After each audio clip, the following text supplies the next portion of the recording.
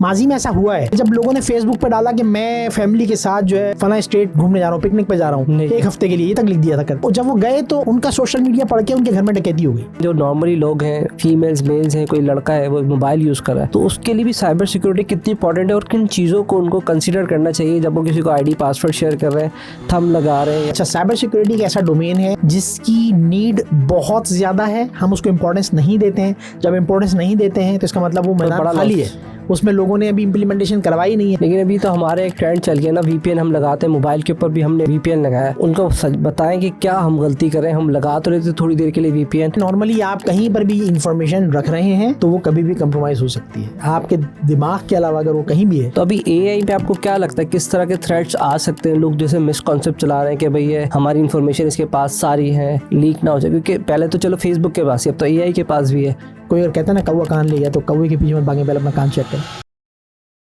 अस्सलाम वालेकुम दोस्तों, उम्मीद है आप सब लोग खैरियत से होंगे। Welcome back to my YouTube channel gain with Tehseen. मैं आपका दोस्त तहसीन इस्लाम। आज के जो हमारे गेस्ट हैं वो काजी नुमान मुजाहिद हैं, ठीक है, जो साइबर सिक्योरिटी पे काम कर रहे हैं। आज का जो हमारा टॉपिक है वो साइबर सिक्योरिटी विद एआई है, जिनका 30 साल से ज़्यादा का एक्सपीरियंस है, ठीक है। इन्होंने एक ऐप डेवलप की है जो कि वर्चुअल हॉस्पिटल के नाम से है, जिस पे अगर आपको एम्बुलेंस मंगानी है, खून चाहिए, तो उससे रिलेटेड वो काम कर रही है। इसके अलावा इन्होंने एक और सिस्टम डेवलप किया हुआ है जिसके अंदर चैरिटी से रिलेटेड बात है। इसके अलावा जो हमने सिक्योरिटी पे आज बात की है, आपका पर्सनल मोबाइल है वो क्यों हैक हो जाता है, उसका डेटा कैसे ख़राब हो जाता है, आप अपडेट्स करते हैं तो क्या क्या मुश्किलात आती है। इसके अलावा आपका 30 लोगों का ऑफिस है, 50 लोगों का ऑफिस है, आपकी एक्सेल की फाइल एक लड़का ले जाता है और उसके बाद अपनी कंपनी खोल लेता है, तो हम उसको कैसे सिक्योर कर सकते हैं, ये सारी बातें मैं इनसे आज डिस्कस करने वाला हूँ। चले आइए इनसे मिलते हैं। अस्सलाम वालेकुम नुमान भाई, कैसे हैं? वालेकुम अस्सलाम व रहमतुल्लाहि व बरकातुहू। अल्हम्दुलिल्लाह। सर बहुत बहुत शुक्रिया पहले तो आपका। माय प्लेजर सर, माशाल्लाह मैंने आपका लिंक्डइन चेक किया था, उसमें आपके मल्टीपल थे, कंसल्टेंट भी है, साइबर सिक्योरिटी भी। अभी जब आपसे बात करा तो आपने कोई मेडिकल का भी कुछ आपने बनाई हुई है ऐप्स वगैरह। इसके अलावा मैंने आपको बड़ा प्रोएक्टिव देखा है बड़े बड़े इवेंट्स के ऊपर, पाशा के ऊपर, ITCN के ऊपर। तो मैं चाहता हूँ कि मैं शायद इतना ज़्यादा अच्छा नहीं बता पाऊँगा आपकी जर्नी का, तो अपना ब्रीफ इंट्रोडक्शन ही दे दें। शॉर्ट करूँगा तो आई थिंक जल्दी ख़त्म करना पड़ेगा। बताएं थोड़ा सा, क्योंकि माशाल्लाह से आपकी एज भी अच्छी है, तो अपने अपनी पूरे कैरियर में, फिर आप शादी का भी बता रहे थे कि मैंने शादी बड़ी इंटरेस्टिंग की है, लोकेशन इंडिया में जाके की है, बड़ा ये एक्साइटमेंट लगता है मुझे। तो फिर थोड़ा बहुत अपनी जर्नी बताएं। तहसीन साहब बहुत शुक्रिया, आज अपने प्रोग्राम में इनवाइट किया है। काफ़ी दिनों से हमारी मुलाकात हो रही थी और टाइम स्लॉट नहीं मिल पा रही थी। आज अल्हम्दुलिल्लाह हम यहाँ मौजूद हैं। अच्छा, माई सेल्फ मैं एक सीनियर टेक्नोलॉजी कंसल्टेंट और साइबर सिक्योरिटी प्रोफेशनल हूँ, having 31 years experience in IT domain. अगर हम स्टार्ट की बात करते हैं तो मैं अपना जर्नी इसलिए बताना पसंद करूँगा कि हमारे यहाँ बहुत नेगेटिविटी प्रमोट हो गई है, स्पेशली हमारे यूथ के अंदर। और हर कोई समझता है Pakistan is a place of problem unfortunately, but I don't think like that. Pakistan में प्रॉब्लम्स हैं, ये तस्वीर को देखने का एक रुख है। मैं समझता हूँ कि पाकिस्तान में अपॉर्चुनिटीज़ हैं। If you can come up with an innovative solution of any problem, you can become a successful entrepreneur. So मेरा जर्नी स्टार्ट होता है, मेरा ताल्लुक़ हैदराबाद के शीटों वाले घर से है, जहाँ हम गर्मी में कमरे में नहीं सो सकते थे, तो वालदा में लेके सीढ़ियों में लेटती थी। वही पीले स्कूल के पढ़े में, पीला स्कूल तो अब की बात है, लेकिन उस ज़माने में गवर्नमेंट स्कूल हुआ करता जिसकी एक बड़ी वैल्यू होती थी, तो वहाँ से पढ़े। और वही था कि बड़े होकर क्या बनेंगे, तो दादा का कहना था कि इधर you should be a doctor और an engineer, otherwise you are an illiterate. So एक 9th क्लास में पहुँचे तो उस वक्त जमहूरियत नई नई आज़ाद हुई थी, तो एग्जामिनेशन हॉल में बहुत चीटिंग हुई। चीटिंग का हाल ये था कि जब चीटिंग कराने वाले आए तो उन्होंने मौलाना मोहम्मद हुसैन आज़ाद का जो सन पैदाइश जो ऑब्जेक्टिव में था वो गलत बताया। तो मैंने कहा कि आप जो बता रहे हैं गलत है। सो ही सेड के लिखना है तो लिखो, नहीं तो नहीं लिखो। सो वहाँ जब रिज़ल्ट आया तो उन्होंने 10% मार्क्स हमारे स्ट्राइक थ्रू कर दिए। ज़ाहिर है कि ब्लैक लिस्ट हो गया था वो चीटिंग की वजह से। तो आई गॉट 65%। मैट्रिक में सबने का परसेंटेज मज़ीद गिरेगी, लेकिन पता नहीं क्यों अपने ऊपर कुछ थोड़ा यकीन हुआ और कोशिश की, और अल्हम्दुलिल्लाह मैट्रिक में उसको 71 किया। फिर हैदराबाद में 3 कॉलेजेस थे। एक प्राइवेट कॉलेज था जिसमें फ़ीस पे नहीं कर सकता था, एक गवर्नमेंट कॉलेज था जिसमें हफ्ते में 1 या 2 क्लासेस होती थी, और एक फेडरल बोर्ड था। सो जब मैं एडमिशन लेने गया तो मैं फेडरल बोर्ड में अप्लाई करा था, तो मेरे कज़न्स ने सबने कहा कि फेडरल बोर्ड में परसेंटेज नहीं आती, लेकिन हमें जोम हो गया था मैट्रिक वाला, तो हमने कहा कि नहीं पढ़ेंगे तो सब हो जाएगा, और हमने एडमिशन लिया। तो खैर जब इंटर करके पास आउट हुए तो C ग्रेड था, तो बड़ी हिम्मत टूटी। फिर किसी ने बताया कि NAD में जो है वो डिप्लोमा की टेक्निकल बोर्ड्स की 3 सीट्स होती हैं। So back in 91 I migrated to Karachi, और कराची आके मैंने यहाँ डिप्लोमा में एडमिशन लिया, यानी इंटर के बाद डिप्लोमा, डबल इंटर। तो 4th सेमेस्टर तक चूँकि गोल सेट था कि पोजीशन लानी है, तो 4th सेमेस्टर तक मैं 91% के साथ टेक्निकल बोर्ड में पोजीशन होल्डर था। बट जब 4th सेमेस्टर पहुँचे तो एनईडी ने सीटें ख़त्म कर दी। बड़ा अफसोस हुआ, अब क्या करें, अब क्या कर सकते हैं, ज़ाहिर है अब तो कुछ नहीं बचा। तो ग्रेजुएशन की बीएससी किया। बीएससी के पार्ट 2 में जब मैं था तो उस वक्त सर सैयद यूनिवर्सिटी नई बनी थी, सो वहाँ जाकर मैंने स्पेशली रिक्वेस्ट की। अच्छा, इस दौरान जब मैं कराची आया था तो मैं 92 से पीटीसीएल में जॉब स्टार्ट कर चुका था ऑन डेली वेजेस। तो मैं डेली वेजेस पे जॉब करता था, 7 दिन जाता था। और 1992 से 2002 तक मैंने 5 जॉब्स की, 10 साल मैंने 5 जॉब्स की। 5 जॉब्स, जाहिर है हर कोई सुनेगा, कहेगा कि 8 आवर्स की एक जॉब होती है तो 5 8 40। तो एक दिन में 5, तो मैं पढ़ता था, मैं पढ़ाता था, मैं जॉब करता था, मैं खेलता था और मैं गाता था, और मैं समय पैसा कमाता था। सो जब मेरा एडमिशन हो गया सर सैयद यूनिवर्सिटी में, इंजीनियरिंग में एडमिशन हुआ, तो मैंने 4 साल नाइट शिफ्ट के साथ अपनी इंजीनियरिंग कंप्लीट की। और वो कंप्लीट करने की वजह से इस दौरान हम रेगुलर भी हो गए, डेली बेसिस हम रेगुलर कर दिए गए 97 में। और जब मेरी इंजीनियरिंग कंप्लीट हुई तो ये रूल होता है गवर्नमेंट डिपार्टमेंट में कि अगर आप वहाँ रहते हुए इंजीनियरिंग करते हैं तो आपको ग्रेड 17 मिल जाता है। So I was nominated for grade 17। जब ग्रेड 17 जब तक आया उस वक्त तक हमारे पास VSS भी आ गया था। तो मैंने वहीं सोचा कि ये मेरी डेस्टिनी नहीं है, मैं इकबाल का शाहीन हूँ, मुझे कहीं और जाना है, क्योंकि वहाँ रह चुके थे, 16 साल काम कर लिया था। सो मैंने गवर्नमेंट जॉब ग्रेड 17 से छोड़ दी जी, जिसके लिए हम ढूंढते कि यार कोई मिल जाए, साइन करा लें। किसी को भी आप आज बताएंगे तो वो मुझे एक नफ्सियाती मरीज ही समझेगा, लेकिन पता नहीं क्यों अपने वालिद साहब के ज़माने से समझ लें कि उनकी ट्रेनिंग थी सारी, और मैं आज अगर जो कुछ भी हूँ मैं उनका 10% भी नहीं हूँ, आई बिलीव। सो उनकी डिक्शनरी में इम्पॉसिबल का लफ्ज़ नहीं था। तो बस वहीं से ये सोचा कि हमें जो है मतलब गलत काम की तरफ नहीं जाए, क्योंकि ज़ाहिर आपको पता है करप्शन ये सब चीज़ें होती हैं। तो उससे बचने के लिए मैंने जो है गवर्नमेंट जॉब छोड़ी और दुनिया से अलग सोचा। अक्सर बेशतर जहाँ हम जाके भेड़ चाल को फॉलो कर रहे होते हैं, एक दूसरे को फॉलो कर रहे हैं, कज़न ने ऐसा किया है, दोस्त ने ऐसा किया है, मेरे नेबर ने ऐसा किया है, तो आई will be doing like that. मैंने उन चीज़ों को फॉलो नहीं किया। और जब ये मैं प्राइवेट की तरफ आया तो मैंने मल्टीनेशनल कंपनीज़ में जॉब की, कुछ सक्सेसफुल स्टार्टअप्स में काम किया, जो कि आज बहुत बड़ा नाम है पाकिस्तान की सॉफ्टवेयर इंडस्ट्री के अंदर भी। तो एक दफ़ा एक सॉफ्टवेयर हाउस में मैं जॉब करता था, तो बैक इन 2010, तो फ्राइडे के दिन हम घर आए, सैटरडे को HR की कॉल आई कि सॉफ्टवेयर हाउस बंद हो गया। तो पैरों तले से भी निकल गई। इस दौरान शादी हो चुकी थी, इंडिया जाके शादी की, शादी भी मैंने जो इंडिया जाके की है। आज जो अल्लाह जो करता है बेहतर करता है। तो आज ये है कि आज हर वीकेंड पे ससुराल नहीं जाना पड़ता। ये बहुत आपके बेनिफिट है। लेकिन ये इतना बड़ा डेयरिंग आपने कैसे, मुझे तो डर लग रहा है, क्योंकि हम तो इंडिया जाते हुए भी डरते हैं। सर एक्चुअली जब मैं टीनेज में था, जब मैं डिप्लोमा करने कराची आया, तो मुझे बड़ा ऑड लगता था कि जो लड़के लड़कियां कपल्स जो हैं वो रोड के ऊपर जो हैं वो साथ फिर रहे होते, तो दोस्तों के दरमियान जब बात होती थी तो मैं कहता था यार कि क्या है, बड़ा गलत है। तो कहते हैं यही तो ज़िंदगी है। तो मैंने अपना गोल सेट किया कि इंशाल्लाह मैं ये काम नहीं करूँगा, मैं किसी के पीछे नहीं भागूंगा। तो फिर क्या करूँगा, मैंने अपना गोल ये सेट किया कि मैं अपने आप को ऐसा बनाऊँगा कि लोग मेरे पीछे भागें। ये सोचा था उस टीनेज में, ये सोचा था खाली। लेकिन अल्लाह का करना ऐसा हुआ कि ये चीज़ हुई और I was proposed by 18 girls. माशाल्लाह से सर। सो और ये किस एज की बात, किस सन की बात बता रहे हैं? आपको ये back in 1994, 94, 95, 6, 7 and so on. So but 98 में मेरे पेरेंट्स इंडिया गए, तो हमारे दादा का ये मानना था कि हम आज हैं कल नहीं हैं, तो जो हम नहीं होंगे तो जो यहाँ है वो यहाँ ख़त्म, जो वहाँ है वो वहाँ ख़त्म। तो उनका ये था कि जी कोई एक ब्रिज बन जाए, आना जाना लगा रहे। तो उसमें मुझे सिलेक्ट कर लिया गया और मेरे पेरेंट्स जब वहाँ गए तो वो मेरे लिए वहाँ से मेरी इंगेजमेंट करके आए। तो जब मुझे पता लगा तो मैं अपनी फैंसी को बाय नेम तो भी नहीं जानता था, बाय फेस तो बहुत दूर की और लेकिन टेक्नोलॉजी भी नहीं थी। एग्जैक्टली। सो सरे तस्लीम खम किया और अल्हम्दुलिल्लाह बहुत अच्छा डिसीजन था। आज वो कहते हैं ना हर कामयाब मर्द के पीछे औरत का हाथ होता है। तो आज अगर जो भी still I am not successful, I am trying to become successful, but आज जो भी पोजीशंस मेरे पास हैं उसमें मेरी वाइफ का बहुत बड़ा हाथ है, because she kept supporting me. She is not only wife but she is running her homemade food business as well as she is working as my PA। सो पैरों तले ज़मीन निकल गई जब वो HR से कॉल आई।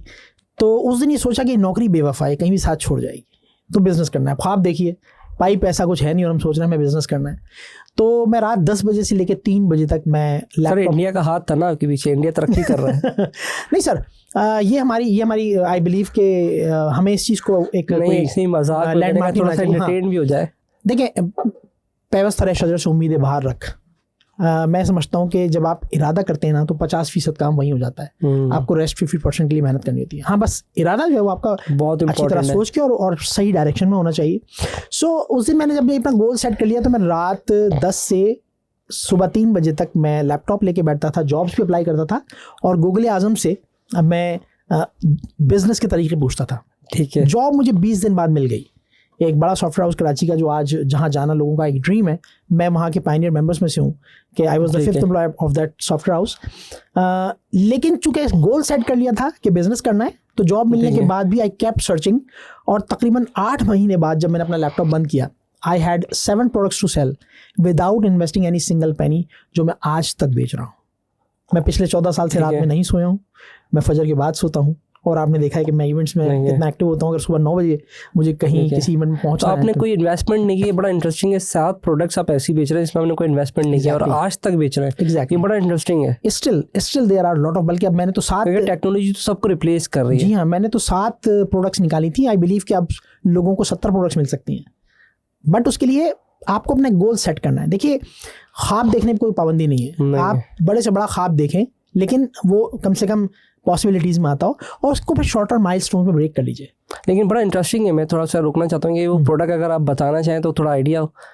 मैं आपको बताता हूँ। राइट नाउ मेरा अपना VPN है। अच्छा, मेरा अपना वर्चुअल आईटी से रिलेटेड। आईटी से अच्छा, बात यही है कि हम लोग जब बिजनेस की बात करते हैं तो अभी आप कराची हमारे साथ सामान दिमाग में आता है हमारा कि सामान रखेंगे, अब अगर आप किसी से बात करते हैं ना, अभी आपको कराची में आप किसी से पूछें तो वो आपको सबसे पहले मशवरा देगा कि फूड का बिजनेस कर लो, वही भेड़ चाल, ठीक है।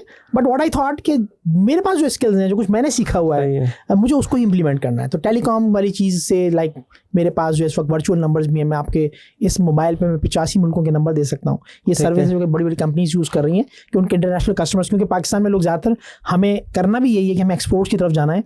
तो जब हमारे कस्टमर दुनिया के किसी दूसरे हिस्से में बैठे होंगे, तो जब वो हमें कॉन्टैक्ट कर रहे होंगे, रब्ता कर रहे होंगे, तो हमने उनको पर्सनलाइजेशन देने के लिए हमने एक सर्विस होती है वर्चुअल नंबर्स की, कि आप उनको उनकी कंट्री का, उनकी स्टेट का नंबर देते हैं, वो डायल उसको करते हैं, बट वो कॉल वहाँ आती है जहाँ आप मौजूद हैं, आपकी टीम मौजूद है। सो इसके अलावा क्लाउड होस्टिंग सोल्यूशन है, होस्टेड एक्सचेंज है, ग्लोबल SMS सोल्यूशन है, dedicated servers, VPS, WhatsApp business API, ये तमाम चीज़ें मेरी ये तकरीबन समझ लें कि मैं बहुत अरसे से इस्तेमाल कर रहा हूँ। आहिस्ता आहिस्ता व्हाट्सएप तो ज़ाहिर है बहुत लेट आया, तो जैसे जैसे चीज़ें आती गई मैं उनको ऐड करता गया, और अब मैं इस वक्त अल्हम्दुलिल्लाह 2 कंपनीज ओन करता हूँ, डिजिटेक इंफ्रा एसोसिएट्स जो कि एक सॉफ्टवेयर हाउस है, और साइबर सिक्योर 11 प्राइवेट लिमिटेड जो कि एक साइबर सिक्योरिटी एजेंसी है। सो जॉब मुझे मिल गई थी 20 दिन बाद, लेकिन मैंने तय किया कि मैं फुल टाइम जॉब करूंगा, पार्ट टाइम बिजनेस करूंगा, और जिस दिन मेरा किचन पार्ट टाइम आ जाएगा, ये बहुत अहम मशवरा दूंगा यहाँ पे, कि वो लोग जो जॉब से बिजनेस की तरफ आना चाहते हैं, वो खुदारा एकदम चीज़ें, सारी कश्तियाँ जला के एकदम बिजनेस की तरफ ना आ जाएं। अगर तो उनके पास बहुत बड़ी इन्वेस्टमेंट है तो इट्स ओके, बट अगर इन्वेस्टमेंट नहीं है तो एक ट्रांजिट रखें कि आप फुल टाइम जॉब को दें, क्या उसको भी हलाल करना है, और पार्ट टाइम आप अपने बिजनेस को दें। थोड़ा सा आपका टाइम ज़्यादा लगेगा, लेकिन क्योंकि आप मेहनत कर रहे हैं और अल्लाह ताला मेहनत का सिला देता है, तो आपको ज़रूर मिलेगा।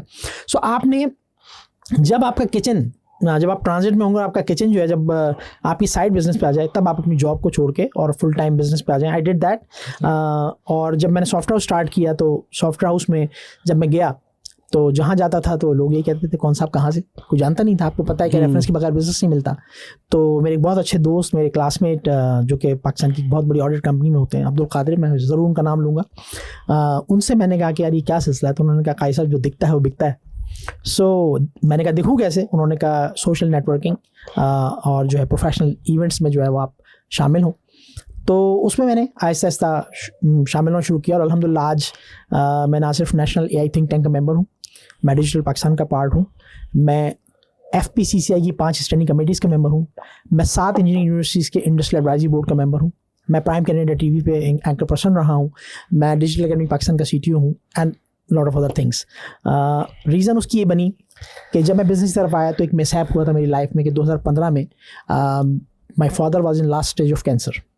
वो बेहोश हो गए, और उनको हॉस्पिटल लेके जाने के लिए मैंने जब एम्बुलेंस को कॉल किया तो अगले 2 घंटे तक कोई एम्बुलेंस नहीं है। ये हमारे यहाँ बड़ा अलमिया है जी। तो मैंने ईदी, अमन, चीपा, सब यानी जितनी एम्बुलेंस सर्विसेज थी उनको कॉल की, बट अगले 2 घंटे तक कोई एम्बुलेंस नहीं थी। So I took him to the hospital in my private car from north Karachi to SIUT, जो तकरीबन 25 से 27 किलोमीटर का एरिया है।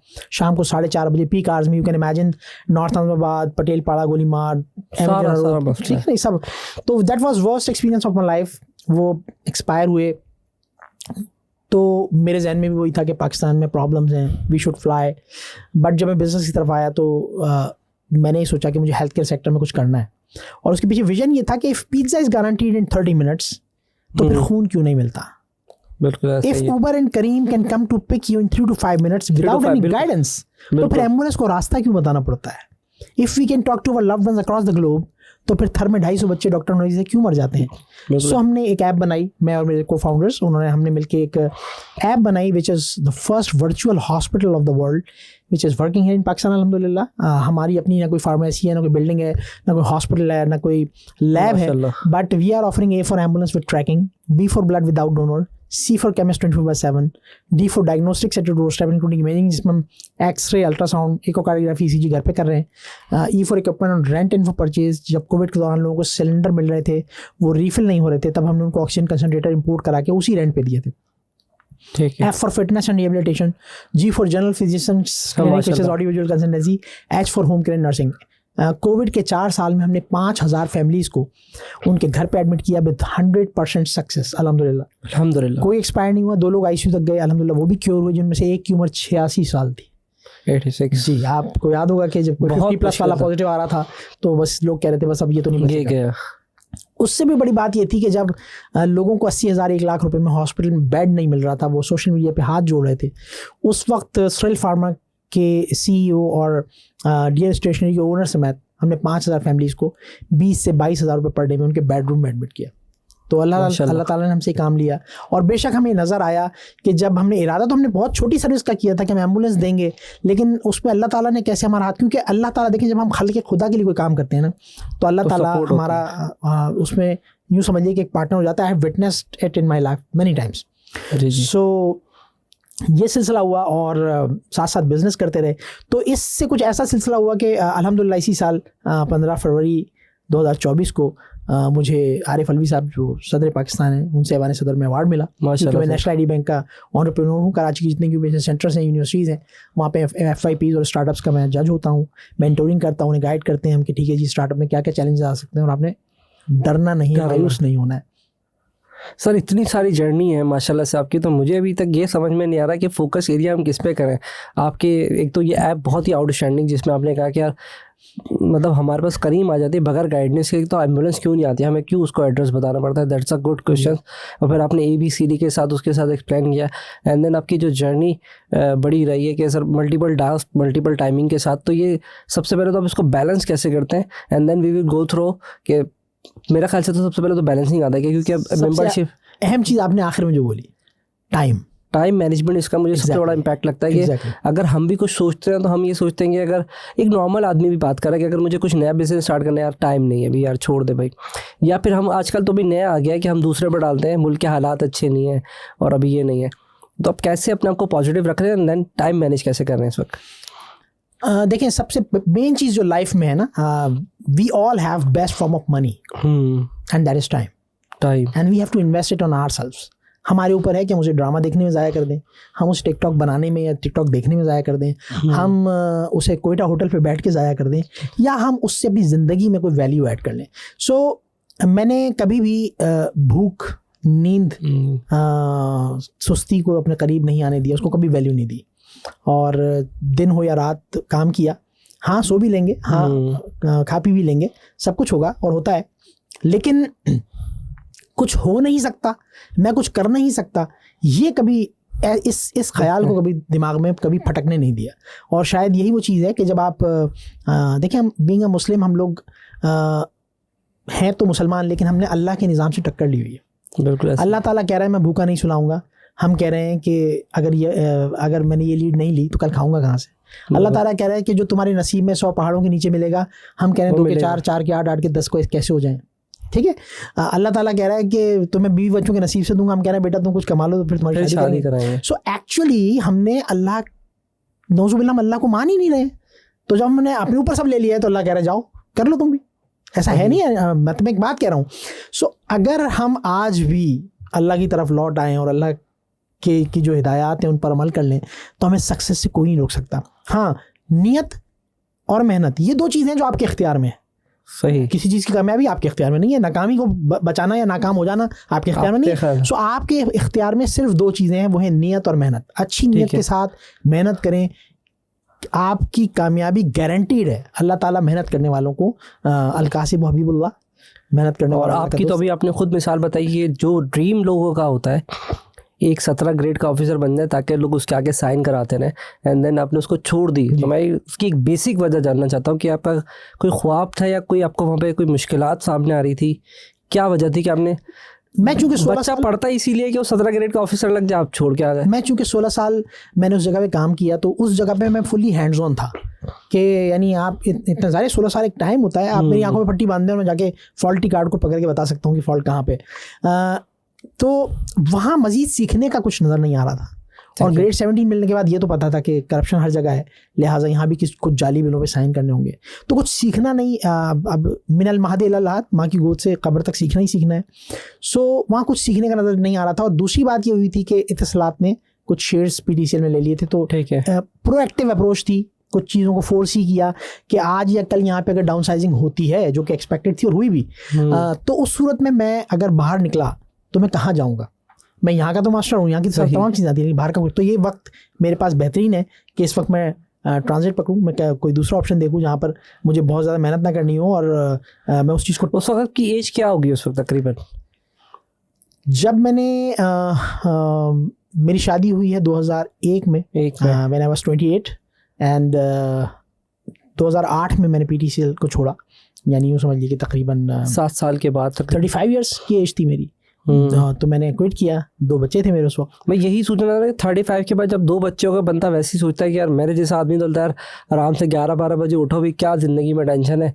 तो वह बच्चों को स्कूल छोड़ के आते हैं, शाम में फिर थोड़ा लेटते हैं, फिर 10-11 बजे ऑफिस आते हैं, नॉर्मल 80%। हाँ, तो हम डरते हैं कि यार जॉब खत्म हो गई अगर, तो हम क्या करेंगे? यही मैं पॉइंट कह रहा हूँ कि आपने वो कैसे अपना। वंस अगेन वही बात आ गई ना कि अगर फर्ज कीजिए कि आपने नहीं छोड़ी लेकिन आपको जॉब से निकाल दिया गया, तो भी पॉसिबल है ना, पॉसिबिलिटी है। तो हम लेकिन गवर्नमेंट की नौकरी है ना सर, ये भी तो इम्पोर्टेंट पॉइंट है। मैंने कहा ना, देखें ये जहन में था ही नहीं कि गवर्नमेंट जॉब जो है वो डेस्टिनी है और जिंदगी उसी के सारे गुजर सकती है। आज लोग ये कहते हैं, बट आई डोंट थिंक। सबसे बड़ा खौफ होता है कि बच्चों को कैसे पालेंगे, ये खौफ है ना सर। ये तो कह रहा हूँ कि अल्लाह पर भरोसा, बिल कैसे भरेंगे, अल्लाह पर भरोसा रखना है सर। आज भी ऐसा नहीं है कि मैंने मतलब वो जॉब छोड़ दी थी सिर्फ वो, उसके बाद मैंने आपको कहा कि फ्राइडे को घर आए और सैटरडे को एचआर की कॉल आ गई, तो एक तो बहुत सारे अप्स एंड डाउन आए। यानी लास्ट ईयर भी ऑलमोस्ट ऐसा हुआ था कि पोस्ट कोविड इम्पैक्ट आया और बिजनेस सारे डाउन हो गए, तो मेरा बिजनेस भी डाउन हुआ। लेकिन आज अल्हम्दुलिल्लाह फिर तो जहाँ में अहले ईमान सूरत खुर्शीद जीते हैं, इधर डूबे उधर निकले, उधर डूबे इधर निकले, माशाल्लाह सर।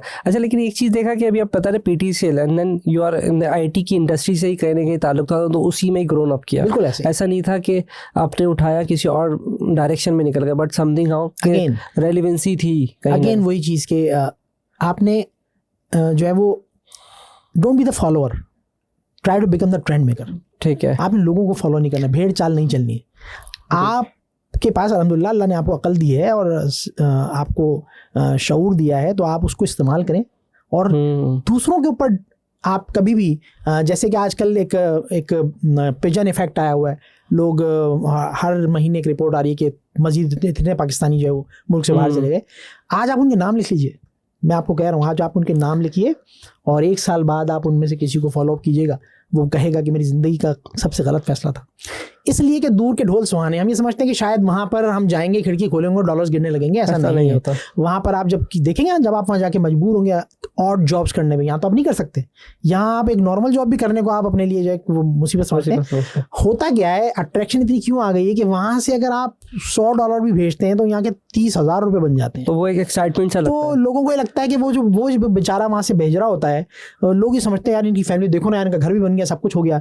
फिर अनफॉर्चुनेटली हमारे यहाँ कुछ ऐसे लोग हैं जो लोगों का ध्यान इस तरफ लेके जाते हैं। मैं नाम नहीं लूँगा, लेकिन हमारे ऐसे इन्फ्लुएंसर, यूट्यूबर, ब्लॉगर्स मौजूद हैं जिन्होंने बाकायदा अपने प्रोग्राम में वहाँ की इमारत को दिखाया कि देखें, ये देखें, बंदा 7 साल पहले आया था। बिल्कुल ऐसे ही है, और आप भी निकले यार। हाँ, तो वो घर खाली है, वो घर खाली है या नहीं है, मैं तो इस पर भी बात नहीं कर रहा। मैं तो कह रहा हूँ कि जिस शख्स ने आपको वो घर दिखाया वो आज भी अपनी यूट्यूब यहीं बेच रहा है। हाँ, ऐसा ही है। तो हम आधी कहानी सुन लेते हैं। हमने उस आदमी से, उसने आपको तो मशवरा दे दिया कि आप अपने मुल्क को छोड़ के चले जाएं, लेकिन वो खुद कहाँ पे अपना कंटेंट बेच रहा है। एक्चुअली मैं अपनी लाइफ में क्या फॉलो करता हूँ, लोग कहते हैं कि आदमी गिर गिर के चलना सीखता है। मैंने कहा कि क्या गिरना ज़रूरी है? नहीं, सामने वाले को गिरता देखो, आप खुद समझ जाओ। बिल्कुल ऐसे ठीक है। ही सो चीज़ों को देखें, ऑब्जर्व करें। आपको 4 चीज़ें कंप्रोमाइज़ करनी है। अगर आप, मैं हर कंट्री की तो बात नहीं करूंगा, लेकिन अगर आप फर्स्ट वर्ल्ड कंट्रीज में, यूरोप में आप कहीं जाते, पहली चीज़, आपकी तीसरी नस्ल मुसलमान नहीं होगी, चाहे आप घर में मस्जिद बना लें। बिल्कुल ऐसे है। ठीक है। वहाँ तो जाते बहुत ही, इंपॉर्टेंट पॉइंट है वहाँ जाते ही आपको अल्लाह से जंग शुरू कर देनी है, जैसे सूद। वहाँ नहीं है इस्लामिक बैंकिंग और सब नहीं है। ठीक है। तीसरी चीज़, हम कुछ भी है वो जगह, यकीनन वो ह्यूमन जो एक, क्यों कह लीजिए कि सोशल एनिमल्स की जगह है, सोशल एनिमल्स की जगह है वो। हम जिस कल्चर में पल के बड़े हुए हैं ना, हमें 50 साल की उम्र में अपने बच्चे अपने साथ चाहिए, वहाँ नहीं होंगे। ठीक है। And last but not the least, अगर आप सोशली एक्टिव हैं तो वो जगह आपके लिए काला पानी है।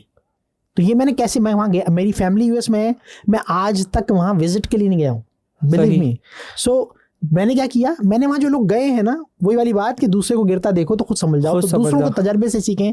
आपके पास आप टाइम ज़ाया करने का वक्त नहीं है कि आप अपनी ज़िंदगी के कुछ डेज आप ज़ाया करें। दूसरे के तजर्बे को देखें, डीप स्टडी करें, सिर्फ उनकी पॉजिटिव्स को, प्रोस को मत देखें, कॉन्स को भी देखें। और जब आप देखेंगे तो आपको अपने लिए खुद रास्ता नजर आएगा। इसमें मैंने जो काला पानी बोला है कि फोर्थ में, वो थोड़ा मुझे नहीं समझ आया। वो ये है कि आप जब वहाँ जाते हैं तो वहाँ जैसे आप यहाँ पर है ना कि आप दोस्तों के पास चलें, आज आओ यार आज कढ़ाई खाने चलते हैं, आओ आज जो ऑफिस के बाद फला जगह मिलते हैं। वहाँ ऑफिस तो छोड़ें, वहाँ वीकेंड पे भी लोग बहुत सिलेक्टेड लोगों से मिलते हैं और विद अपॉइंटमेंट। टाइम ही नहीं है आप एग्जैक्टली, वहाँ टाइम ही नहीं है, इसलिए कि वहाँ लाइफ हमसे ज़्यादा फास्ट है। वहाँ पर वही वाली बात कि आपको लगता है कि आप डॉलर कमा रहे हैं, बट वहाँ इस वक्त जो भी लोग हैं, आप देखिएगा, गौर कीजिएगा कि वहाँ दोनों मियाँ बीवी मिलके कमा रहे हैं तो भी उनको एक्सपेंसेस पूरे नहीं होते। ठीक है। सो मजबूरन वो ज़ाहिर है वहाँ पर कोई आप टैक्सी वगैरह तो लेके चल नहीं सकते, बहुत कॉस्टली होता है। तो आप वहाँ पे गाड़ी लेते हैं, जब वो गाड़ी लीज कराते हैं तो आप सूद पे आ गए। घर आपको पहली बात आप रेंट से चलते रहेंगे, चल रहा होता है तो सब सूद पे। और वो 20-20 साल के लिए आपको बाउंड कर देते हैं कि 20 साल में हम गाड़ी की, अभी आपको दे तो दी मर्सिडीज, एग्जैक्टली मर्सिडीज दे दी, लेकिन 10 साल की इंस्टॉलमेंट है, 10 साल तक के लिए आप गए। तो सूद का मतलब अल्लाह से जंग। और वो 20 साल के लिए घर। जब मियाँ बीवी दोनों जॉब पर जा रहे हैं तो घर आने के बाद उनके पास किसी से मिलने का टाइम है? हरगिज़ नहीं है। उनको अपने घर के काम भी देखने हैं, बच्चों को भी देखना है। सो वहाँ पर ये होता है कि वीकेंड्स पे भी आप अगर मुलाकात किसी से करना है तो बहुत प्री स्केड्यूल्ड होती है वो, और आपने अपॉइंटमेंट लिया होता है तो आप लोग मिल रहे होते हैं। लेकिन उन लोगों का एक मेरे साथ अभी डिस्कशन हुआ था इसमें, तो कह रहे हैं कि हमारा इंटेलेक्ट और उनके इंटेलेक्ट में बहुत फ़र्क है। वो एक आजकल इन लोगों ने बोल दिया कि हम ज़्यादा एजुकेटेड हो गए, ज़्यादा आगे बढ़ गए और ज़्यादा पढ़े लिखे हो गए। उस पर क्या आपका पॉइंट ऑफ व्यू है? मतलब ठीक है, वहाँ टेक्नोलॉजी वाइज थोड़े से वो अपडेटेड है ना हमसे। वहाँ पे आईफोन आराम से मिल जाता है, मर्सिडीज आराम से मिल जाती है, घर बड़े बड़े आराम से मिल जाते हैं। सर आराम से नहीं मिलते। वही मैं आपसे बात करूँगा कि अगर तो कोई वहाँ ऐसे गया है कि उनके दादा परदादा ने मेहनत की थी और वहाँ जाके रहे थे और उन्होंने लाखों डॉलर उनको दे दिए हैं, सोने का चमचा मुँह में दे दिया है, तो वो एक अलग बात है। लेकिन जो यहाँ से जाके मेहनत कर रहा है तो यकीन मानिए गन्ने का रस निकलता देखा है आपने? बिल्कुल बिल्कुल, it's like that, it's like that. पीता कोई और है ना। तो जिस तरह वो मशीन में से निचोड़ देते हैं ना, तो ये डॉलर्स जो वहाँ मिलते हैं या जो आपको दूसरी गैर मुल्की करेंसी मिलती है, तो आप यहाँ की जॉब्स बहुत आसान है। बिल्कुल ठीक है। तो हम जो यहाँ के मामलात को कहते हैं ना, हम कहते हैं फलां की वजह से ऐसा हो गया, फलां की वजह से ऐसा हो गया, फिर वगैन हम मुसलमान हैं। अल्लाह ने कुरान में कहा है कि तुम नहीं सुधरोगे तो तुम्हारे ऊपर ऐसे हुक्मरान मुसल्लत कर दिए जाएंगे, तुमसे जालिम होंगे। हमारे यहाँ मुझ समेत हम सब करप्ट हैं। करप्शन ये नहीं है कि आप ऑफिस, गवर्नमेंट ऑफिस में बैठ के आप पैसा खाएं। मैं घर साफ करता हूँ, गली को गंदा रखता हूँ, बिल्कुल करप्शन है।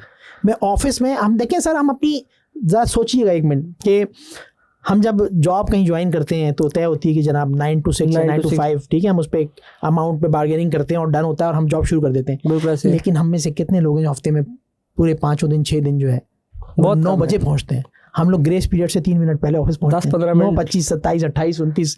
सो ऐसा होता है। सो क्या अगर मैं इसको तकवे की नीयत से देखूं, तकवे की नज़र से देखूं, तो क्या हमारी रोज़ी हराम नहीं हो गई?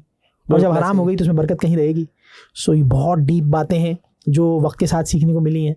और यकीनन मैं सबको यहाँ ये मशवरा दूंगा कि हमेशा मत ये सोचें कि भेड़ चाल की तरफ मत जाएं। चीज़ों को देखें, नोट करें, डिसीजन लें।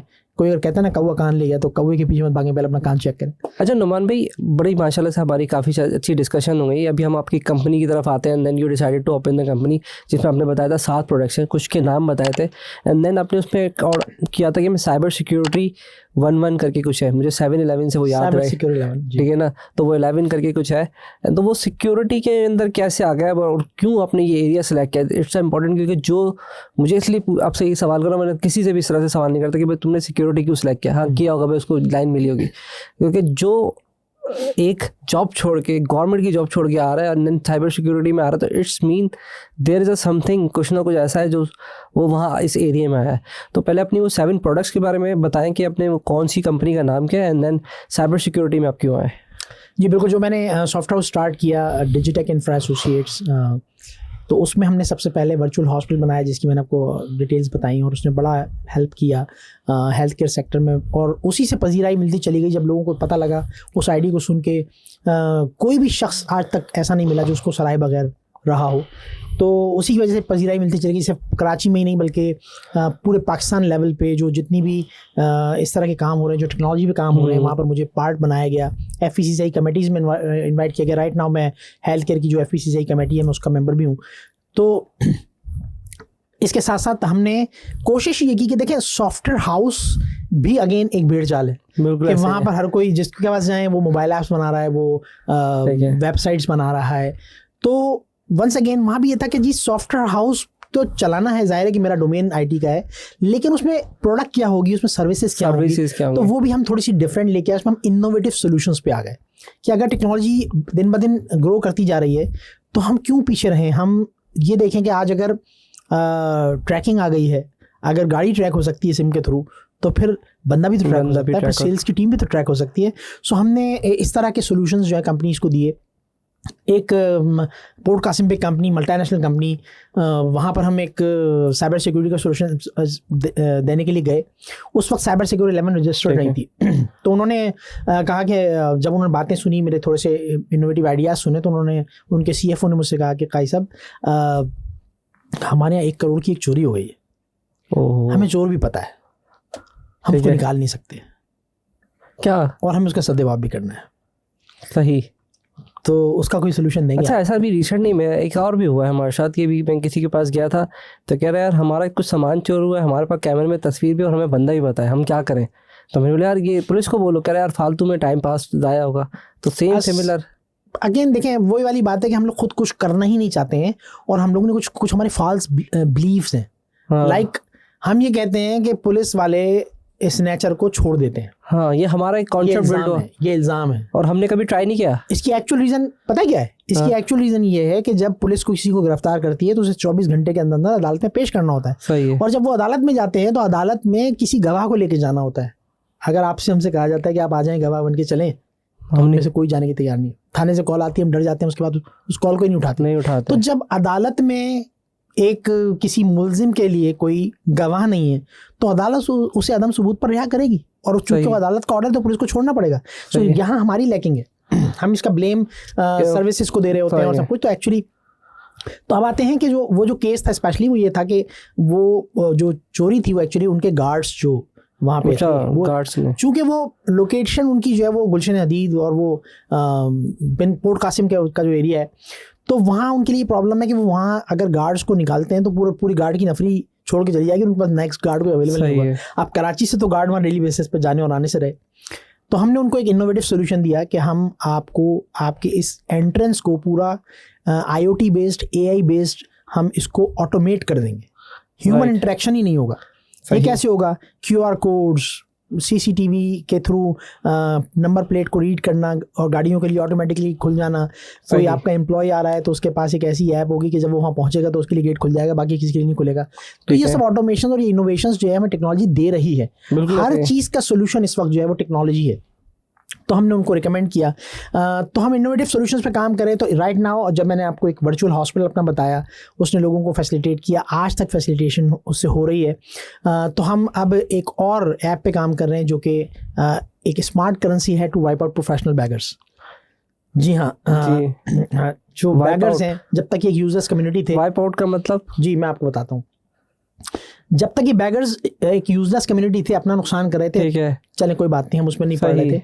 लेकिन आज जब हमारे बच्चे किडनैप होने पे बात आ गई है, so we must need to come up with a solution. बिल्कुल ऐसा ही। Once again solution is technology. तो टेक्नोलॉजी क्या करेगी? आप माफिया को आप क्या रोकेंगे? गवर्नमेंट नहीं रोक पाई। बल्कि आप माफिया को तो छोड़ें, आप देने वालों को आज रोक के देखिए, वो आप कहेंगे अल्लाह ने मुझे दिया, मैं क्यों ना दूं। तो फिर सोल्यूशन क्या है? सोल्यूशन ये है कि हमने इसको ट्रांसफॉर्म कर देना है, डिजिटली ट्रांसफॉर्म कर दिया हमने। हम ये कह रहे हैं कि आपको अल्लाह ने दिया है ना, आप देना चाहते हैं ना, ये लीजिए, हम आपको डिस्पोजेबल कार्ड देंगे जो आपकी जेब में होगा। आप फकीर को करेंसी नोट नहीं देंगे, बल्कि वो डिस्पोजेबल कार्ड देंगे जिसपे उसको खाना मिलेगा, दवा मिलेगी, कपड़े मिलेंगे, नार्कोटिक्स नहीं मिलेगी, कैश नहीं होगी, ट्रांसफर नहीं होगी। 10 दिन तक वो कार्ड अगर इस्तेमाल नहीं हुआ तो वो नल एंड वाइड हो जाएगा और आपके पैसे आपके वॉलेट में वापस आ जाएंगे। सही। तो करेंसी जो आप चैरिटी देते हैं, उस चैरिटी को हमने डिजिटाइज कर दिया। और इसको हम 2 फेज में करेंगे। सेकंड फेज है, फर्स्ट फेज इसका ये है कि देखिए इस्लाम कहता है कि हमारी चैरिटी के हकदार हमारे रिश्तेदार हैं। बिल्कुल ऐसे ही, सबसे पहले आसपास देखने। एग्जैक्टली। अब मसला ये होता है कि जब हम भी 2 पीस में और गाड़ियों में आ जाते हैं तो वो लोग जो सफेद पोश हैं वो हमसे 2 कदम वैसे ही दूर हट जाते हैं। और अगर हम उनको फिर भी अप्रोच करते हैं, उनको हम कोशिश करते हैं असिस्ट करने की, तो उनकी सेल्फ रिस्पेक्ट हर्ट होती है। तो फिर क्या करें? तो आप हमारी वेबसाइट पे, हमारी ऐप पर आएंगे और आप वहाँ आके अपने उस रिलेटिव का नाम, मोबाइल नंबर या कॉन्टैक्ट नंबर और एड्रेस देंगे और बताएंगे कि इसको आप 1 महीने की ग्रोसरी दे दें, 6 महीने की ग्रोसरी दे दें, आप उसे ईद के कपड़े बनवा दें या आप उसका ये मेडिकल ट्रीटमेंट करवा दें। आप हमें पे करेंगे और वो चीज़ उसको एनोनिमसली डिलीवर हो जाएगी। बहुत ज़बरदस्त। मुझे थोड़ा सा इस वक्त भी लगा जैसे मुझे पता है कि मुझसे कि मैं जाऊँगा तो मैं उसका पप्पी का लड़का हूँ या ताया का लड़का हूँ, चचा का, तो वो बोलेगा यार मेरी एंड देन क्या करेंगे, हम उसका नंबर डाल देंगे, एड्रेस डाल देंगे, क्योंकि हमारा रिश्तेदार ही है वो। बिल्कुल ऐसे ही। तो या अगर हमारा पड़ोसी भी हमने देखा है, बहुत सारे ऐसे आसपास मैंने कभी देखे पड़ोसी बेचारे वो चुप रहते हैं, वो मांगते नहीं है। बिल्कुल ऐसे। और उनकी इन्फॉर्मेशन हमने डाल दी, वो मैक्सिमम फ़ोन डाल देंगे, मैक्सिमम इन्फॉर्मेशन, या सिर्फ फ़ोन से भी आजकल काम हो जाएगा, बाकी तो आप भी इसको कर लेंगे। एंड देन आप उनके साथ कनेक्ट करेंगे एंड देन आप उनको चीज़ प्रोवाइड करेंगे। और उनका जो एक क्या कहते हैं वाइट चादर, वो गंदी नहीं होगी, सफ़ेद पोशी इनको जो हर्ट नहीं होगी। तो बस यही है। तो हम वही मैंने कहा ना कि देखिए मैं क्या करता हूँ, मैं प्रॉब्लम्स देखता हूँ, हमारे माशरे की प्रॉब्लम्स क्या है। अगर आप एंटरप्रेन्योर बनना चाहते हैं ना तो अपने माशरे में, अपने आसपास प्रॉब्लम्स देखें। बिल्कुल। और उस प्रॉब्लम का कोई इनोवेटिव सोल्यूशन बना लें, जो आज हमारे यहाँ एक पिछले चंद सालों से एक लहर चली हुई है। तो ये होगा कैसे? मतलब अपनी वेबसाइट्स बनाएंगे, अब उसको कैसे थोड़ा सा और एक्सप्लेन करें? क्योंकि सॉफ्टवेयर हाउस है तो हमने हमारे लिए ऐप बनाना और वेबसाइट बनाना कोई प्रॉब्लम नहीं, सिस्टम बनाना कोई प्रॉब्लम ही नहीं। तो उससे हमने अपनी एक प्रोडक्ट बना दी है। और वो सॉफ्टवेयर हाउस जो सिर्फ सर्विस बेस्ड होते हैं वो बहुत प्रॉब्लम्स में रहते हैं। जब तक आप अपनी कोई प्रोडक्ट नहीं बनाएंगे ना, तो प्रोडक्ट हमारी नीड है। ठीक है। हम उसमें क्या कर रहे हैं कि अपनी जो कुछ प्रॉब्लम्स हैं, अगर हम उसका इनोवेटिव सॉल्यूशन बना के उसको प्रोडक्ट बना लेते हैं तो वो हमें एक अर्निंग दे रही होगी। और जैसे आपने पहले बात की कि ये सब आप चला कैसे रहे और टाइम कैसे मैनेज कर लेते हैं, तो एक्चुअली हम हर काम को कहते हैं कि मैं कर लूँगा। बिल्कुल। हम किसी पर रिलाई नहीं करते हैं। मैंने क्या किया है कि मैंने जिम्मेदारियां बांट दी, ठीक है ना। घर की जिम्मेदारी है, बच्चों की जिम्मेदारी है, उसमें शेयरिंग बहुत नॉमिनल सी होती है, बट उसकी जिम्मेदारी वाइफ को दे दी है। ऑफिस के अंदर जो है, मैं ऐसा भी हो जाता है बाज़ औक़ात मैं 3-3 दिन ऑफिस नहीं जाता। कुछ इवेंट्स चल रहे होते हैं, लाइक ITCN थी, बिल्कुल ऐसे, तो मैं 3-3 दिन ऑफिस नहीं गया और मेरी पूरी टीम टाइमली प्रोजेक्ट को डिलीवर भी कर रही होती। क्यों? क्योंकि जो टीम लीड्स हैं, जो मैनेजर्स हैं डिपार्टमेंट के, उनको मैंने पूरी कंप्लीट जुरिसडिक्शन दे दी, अथॉरिटी दे दी है कि मैं सिर्फ आपसे बात करूंगा। आपने पीछे से किसी बंदे को एक्स्ट्रा बिठाना है, आपने कि उसको पैसे ज़्यादा पे करने, सिर्फ आप मुझे वो बताएंगे, वाला दुख मुझे बता देंगे आप, आई विल टैकल इट। लेकिन काम टाइमली डिलीवर हो, मिस कमिटमेंट ना हो। क्योंकि देखें ये वो चीज़ है जिसमें पाकिस्तान में चीपेस्ट स्किल्ड रिसोर्स होने के बावजूद पाकिस्तान को दुनिया के बिजनेस में हिस्सा नहीं मिल रहा जो मिलना चाहिए। उसकी मेन रीज़न यही है कि माजी में हमारे यहाँ की कंपनीज़ ने मिस कमिट किया, टाइमली डिलीवर नहीं किया, कुछ ऐसी चीज़ें एग्री कर ली जो वो नहीं बना सकते थे, एग्री कर लिया, बाद में डिलीवर नहीं कर सके, तो एक बैड पैच हमारे यहाँ लग गया। मुझे लगता है आज भी, अभी भी ये मसला आज भी मौजूद है। बिल्कुल मौजूद है, इसलिए कि हमारी अप्रोच जो है वो क्वालिटी डिलीवर करने पर नहीं है, हमारी अप्रोच पैसा कमाने पर है। पैसा कैसे भी आ जाए बस। और हर कोई इस वक्त स्कूल कॉलेज के जो स्टूडेंट्स हैं वो पैसे के पीछे भाग रहे हैं, they are running after the money, और this is the worst approach. आप पैसे के पीछे भाग रहे हैं, उसमें लोग देख रहे हैं कि सबसे आसान तरीका क्या है, वो अपने आप को स्किल्ड नहीं बना रहे, वो अपने को, अगर स्किल्ड हैं भी तो अपने आप को शोकेस करना नहीं जानते। अगर वो फ्रीलांसर्स हैं तो वो कह रहे हैं यार फलाना फ्रीलांसर तो इतने पैसे बना रहा है, मेरे क्यों नहीं बन रहे। वो ये नहीं देख रहा कि उसमें और मुझे फ़र्क क्या है। उस डिफरेंस को तो देखें ना। आज अच्छा हम कहते हैं जॉब्स नहीं है, जॉब्स अब से 30 साल पहले जब मैं आया था तब भी नहीं थी। लेकिन बीइंग एन एम्प्लॉयर, मुझसे पूछेंगे आप तो मेरे पास 5 जॉब्स पड़ी हुई, लेकिन मुझे उसके लिए प्रॉपर रिसोर्सेज नहीं मिल रही। तो एक्चुअली हम स्किल्ड नहीं है। होता क्या है, हम सपोज मैं कंप्यूटर इंजीनियर हूँ तो मैं कहीं सी देखता हूँ तो मैं अप्लाई कर देता हूँ। मैं देखता ही नहीं हूँ कि मेरा रिक्वायरमेंट क्या है। अगर मैं 10 साल का एक्सपीरियंस मांगा है तो मैं 2 साल एक्सपीरियंस में कैसे अप्लाई कर रहा हूँ। अच्छा लग जाए बस, तो हम बाहर लग जाए, एग्जैक्टली। तो उसके नतीजे में क्या होता है, हम 100 जगह अप्लाई कर रहे होते हैं, तो जहाँ हम मैच ही नहीं कर रहे तो क्या हमें 100 जगहों से जवाब आएगा? नहीं आएगा।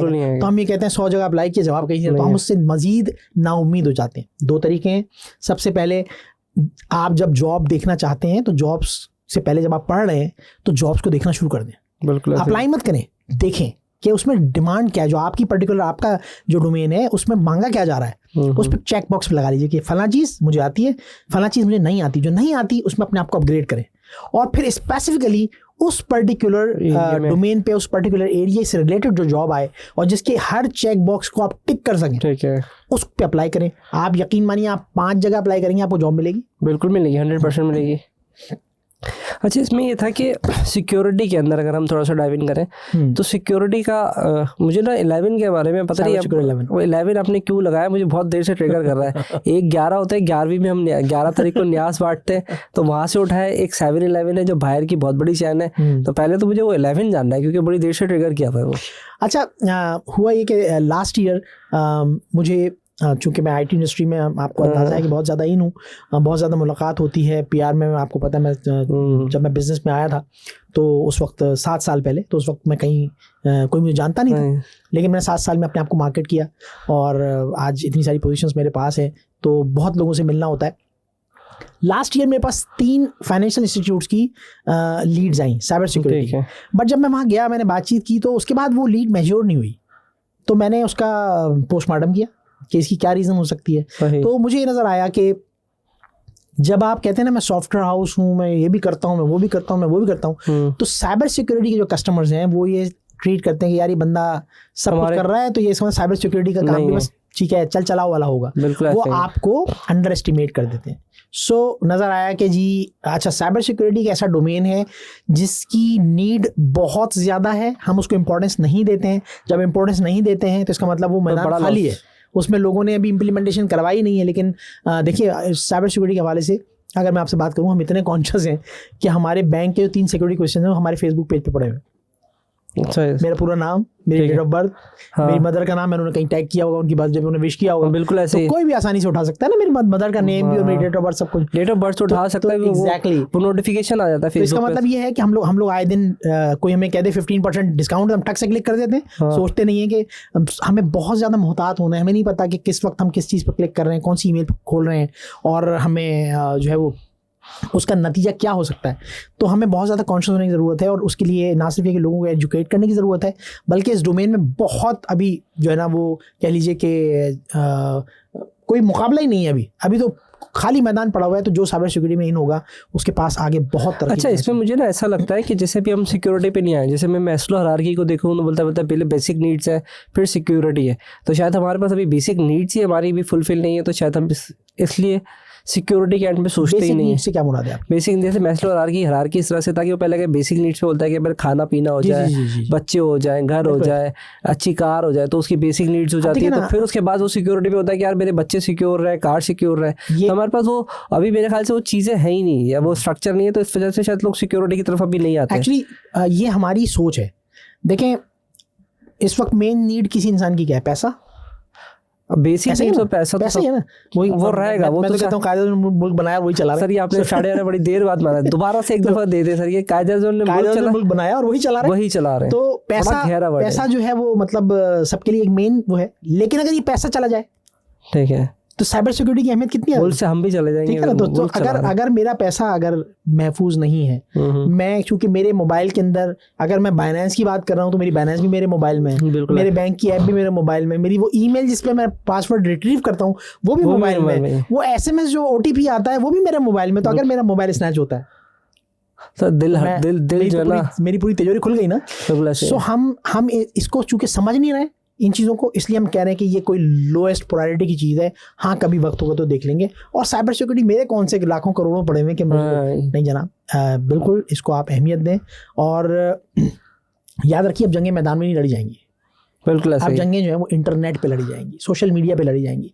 तो जो साइबर सिक्योरिटी है ये एक यूँ समझ लीजिए कि पाकिस्तान को भी, जो पाकिस्तान की जो चौथी फौज है वो साइबर सिक्योरिटी ही होनी चाहिए। सो उस पर हम भी काम कर रहे हैं। लेकिन उसके साथ साथ जो हमारी जो नेशन है, हमारे जो लोग हैं, उनको बहुत साइबर सिक्योर कॉन्शियस होना है, और नहीं होंगे तो आज कोई और है, कल कोई और है, परसों मैं भी हो सकता हूँ। तो हम लोग बहुत प्रॉब्लम फेस कर सकते हैं कि लोगों को ये तक पता होता है, हम बता रहे होते हैं ना, माजी में ऐसा हुआ है कि जब लोगों ने फेसबुक पे डाला कि मैं फैमिली के साथ जो है फला स्टेट घूमने जा रहा हूँ, पिकनिक पे जा रहा हूँ नहीं। 1 हफ्ते के लिए, ये तक लिख दिया था कर।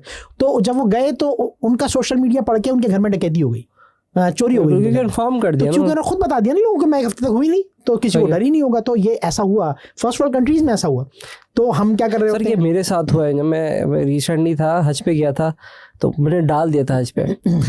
तो मैं हज का आई थिंक मैं कर ही आया था, तो किसी ने मेरे उस पर पोस्ट डाल दी थी कि ये इतने पैसे लेके भाग गया, और लिटरली करे मेरी फेसबुक पे उसने मेरी बहन को बोला, क्योंकि मेरी बहन भी उसके अंदर थी, भाई भी उसमें था, सब था।